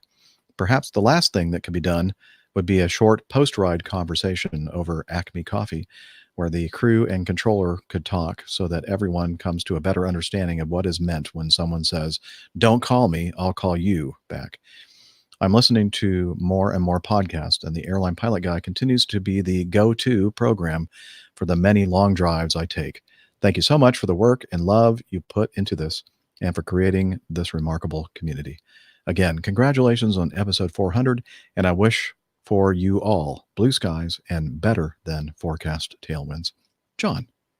Very nice, John. Thank you very much for the kind words and congratulatory expression for 400 and more. And so what do you all think about this idea? I mean, I see some positive aspects of having we do have a program that stopped for a while, but now they resumed it. And many of our air traffic controllers out there who have their own podcasts and others that listen to this show have talked about and I don't know what the formal name of it is, but it's not unusual for us to have an air traffic controller on the jump seat every now and then, just observing. But as you know, 99.9999% of the time, that flight's going to go off without a hitch. There's not going to be an emergency situation. And so having them ride in a simulator where you are guaranteed to have things going wrong might be an interesting thing. What do y'all think? I absolutely agree. I think it would be an awesome thing. I just don't know how realistic it would be to have all the controllers come through and do observations. I don't think it would be a very big threat per se, as he's indicating. Yeah. But it certainly would be a beneficial event for air traffic controllers. In our friends over at RH and AG have a unique perspective because they've experienced this before. So it'd be interesting to hear what they have to say on that. And also Brandon Gonzalez, podcasting on a plane, same thing. He's a pilot as well. And that's what makes their shows, I think, so great, is the fact that you're hearing mostly from a air traffic controller's perspective on things, but they also have the perspective of being pilots. Yeah, and I'd be very interested to hear. For example, when I was meeting up with our RHSA, we talked about some things that I wasn't, as a pilot, I was not aware of, like their training requirements and what it's like to be to go through a checkout. Even after they've been checked out as a air traffic controller, then they have to go through another checkout at the facility that they're working. And I didn't know that. I didn't know how intense that was. And through the conversation, I learned a lot just in that conversation. So I have a new appreciation. So that's kind of the same deal here. And it's not a bad idea for us as pilots to even go in and observe what air traffic control is doing. And on actually the last podcast, not that I'm promoting them, but they did talk about that in opposing bases, and that, there's, a question that came up, and it's not a bad idea to go to the facility that like for us, Jeff, we were in and out of Atlanta all the time, and we know how awesome of a job they do. Right. So it wouldn't be a bad idea to go see how that all works, and sit with somebody. And that, so, the complete opposite, them coming to sit with us, certainly, they do it on a fairly regular basis, as you mentioned, come right our jump seat, but to see what it's like to be through an actual emergency situation, it'll probably be very eye-opening for them. Yeah, I was speaking of that. It was about a year ago, November of last year, I think, is when I did the Atlanta Airport Tower tour, and I learned a lot from that. And I think we've talked about it many times on the show, that whether it's the world of aviation and airline operations, or in Dr. Steph's profession, or whatever profession or career field you're in, it's always a good idea to kind of see everybody else's job that you work with, and what's going on around you. I guess it gives you a better appreciation for things. And Yeah, I mean, the only thing I was going to add is that this happens in a lot of different fields where you have a lot of people working in close proximity to one another, but everyone's getting their own slightly different training for their specific roles. And while that's important, you need to know exactly what you're doing for the job that you need to be doing. You also need to realize what the folks that you're working with in those situations are going through and what they need to be doing as well. And that can be pretty overwhelming. That's a lot of information to take in and to know, but it's important still. Yep. It is. Well, guess what? We just ended the last piece of feedback, and I'm looking at my timer, and I think that Liz will concur that we're right about exactly at the 3-hour point. And that means that the episode 403 is in the can. Well, it will be in a few days. The circular can? Yeah, in the circular bin. But before we go, again, we'd like to thank everyone for downloading and or listening, watching the show. We have a YouTube channel we're also on Facebook Live now. The last several episodes have been there as well. So where you can watch us record the show live. Not all of it makes it into the audio podcast. Most of it does, but not everything. And it's a lot of fun to join us while we're recording the show live, because we have a very active and dedicated chat room, supporters of the show that show up just about every time we record. That's a lot of fun. So you should check that out.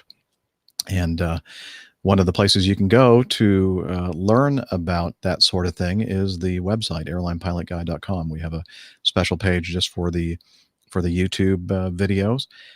We also have pages for Plane Tales, where Nick adds a lot of supporting information and photographs and that kind of stuff that go along with his excellent Plane Tale podcast. And merchandise, and what else is there? The Coffee Fund, information about that, and information about the crew and the community, which is the best part of all of this. And another way to get involved with the community is via the social medias. You can head over to twitter.com and look for us using the handle @APG Crew. We would love to interact with you there. Also head over to facebook.com/Airline Pilot Guy. Lots of the community is there as well. Lots of good information regarding current events in the world of aviation. Also ways to interact with us more and meetups and stuff like that. Exactly. And we are also on Slack. We have an APG Slack team, which is managed by Hillel. And hang on, let's see if Hillel's ready to tell us about that. Hillel. Can you get me a roll of toilet paper? Not right now. Can you come over here and tell us about Slack, please? APG listeners, please join us on our Slack team. Slack is a communication, coordination, and sharing platform that works on your mobile, laptop, or browser. On Slack, we share news and ideas. We suggest episode and plain tales topics. We plan events and meetups. To get into the Slack team, please email me at slack@airlinepilotguy.com. That's SLACK Sierra Lima Alpha Charlie Kilo @airlinepilotguy.com, or send me a tweet with your preferred email address to @Hillel, and I'll send you an invitation. That's Hillel, spelled Hotel India 11 Echo 1, and see you in Slack. Thank you, Hillel. And now you can go back to the. Yeah. See ya. I wouldn't go in there for a while, Captain. Okay. Thanks. Make sure you get him that roll of toilet paper. Yeah. What else? Have I forgotten anything? I don't think so. I don't think so either. Well, with that, until next time, wishing you all clear skies, unlimited visibility, and tailwinds. Take care, and God bless. Cheers, y'all. Bye, everybody. Be safe out there. And happy holidays. Happy Christmas. Happy Christmas. Happy Christmas. Merry Christmas. Whatever. We got a few weeks before that. Happy Festivus for the rest of us. Yeah, How many definitely. sleeps Festivus to is coming up Christmas? soon. 18 or Let's say so? the 7th, so Not many. 25 minus 7. You do the math. Jeff left. He's done. 18, Getting yeah, that I know. roll of- quit. Getting that He roll of quit, toilet yeah. paper for. Oh, he's got his Festivus pole. Yes. Love it. It's a miniature Miniature Festivus. Festivus pole. Excellent. And I'm We've talking heard about that's a this. miniature Is that pole, for you to Jeff. dance around? Yeah. Pole dance? It's from, Seinfeld. Kind of looks Seinfeld. obscene, doesn't it? From Seinfeld, it says Festivus. Festivus On for the this. rest of us. Anyway. Okay, let's stop our recorders. Oh, yeah. Oh. You've got to remember to start it before you can stop it. Audio Hijack has an interesting message for me. It says, What does it say? the Scarlett Solo USB, in quotes, input device does not appear to be attached to your Mac. I think Dana had that.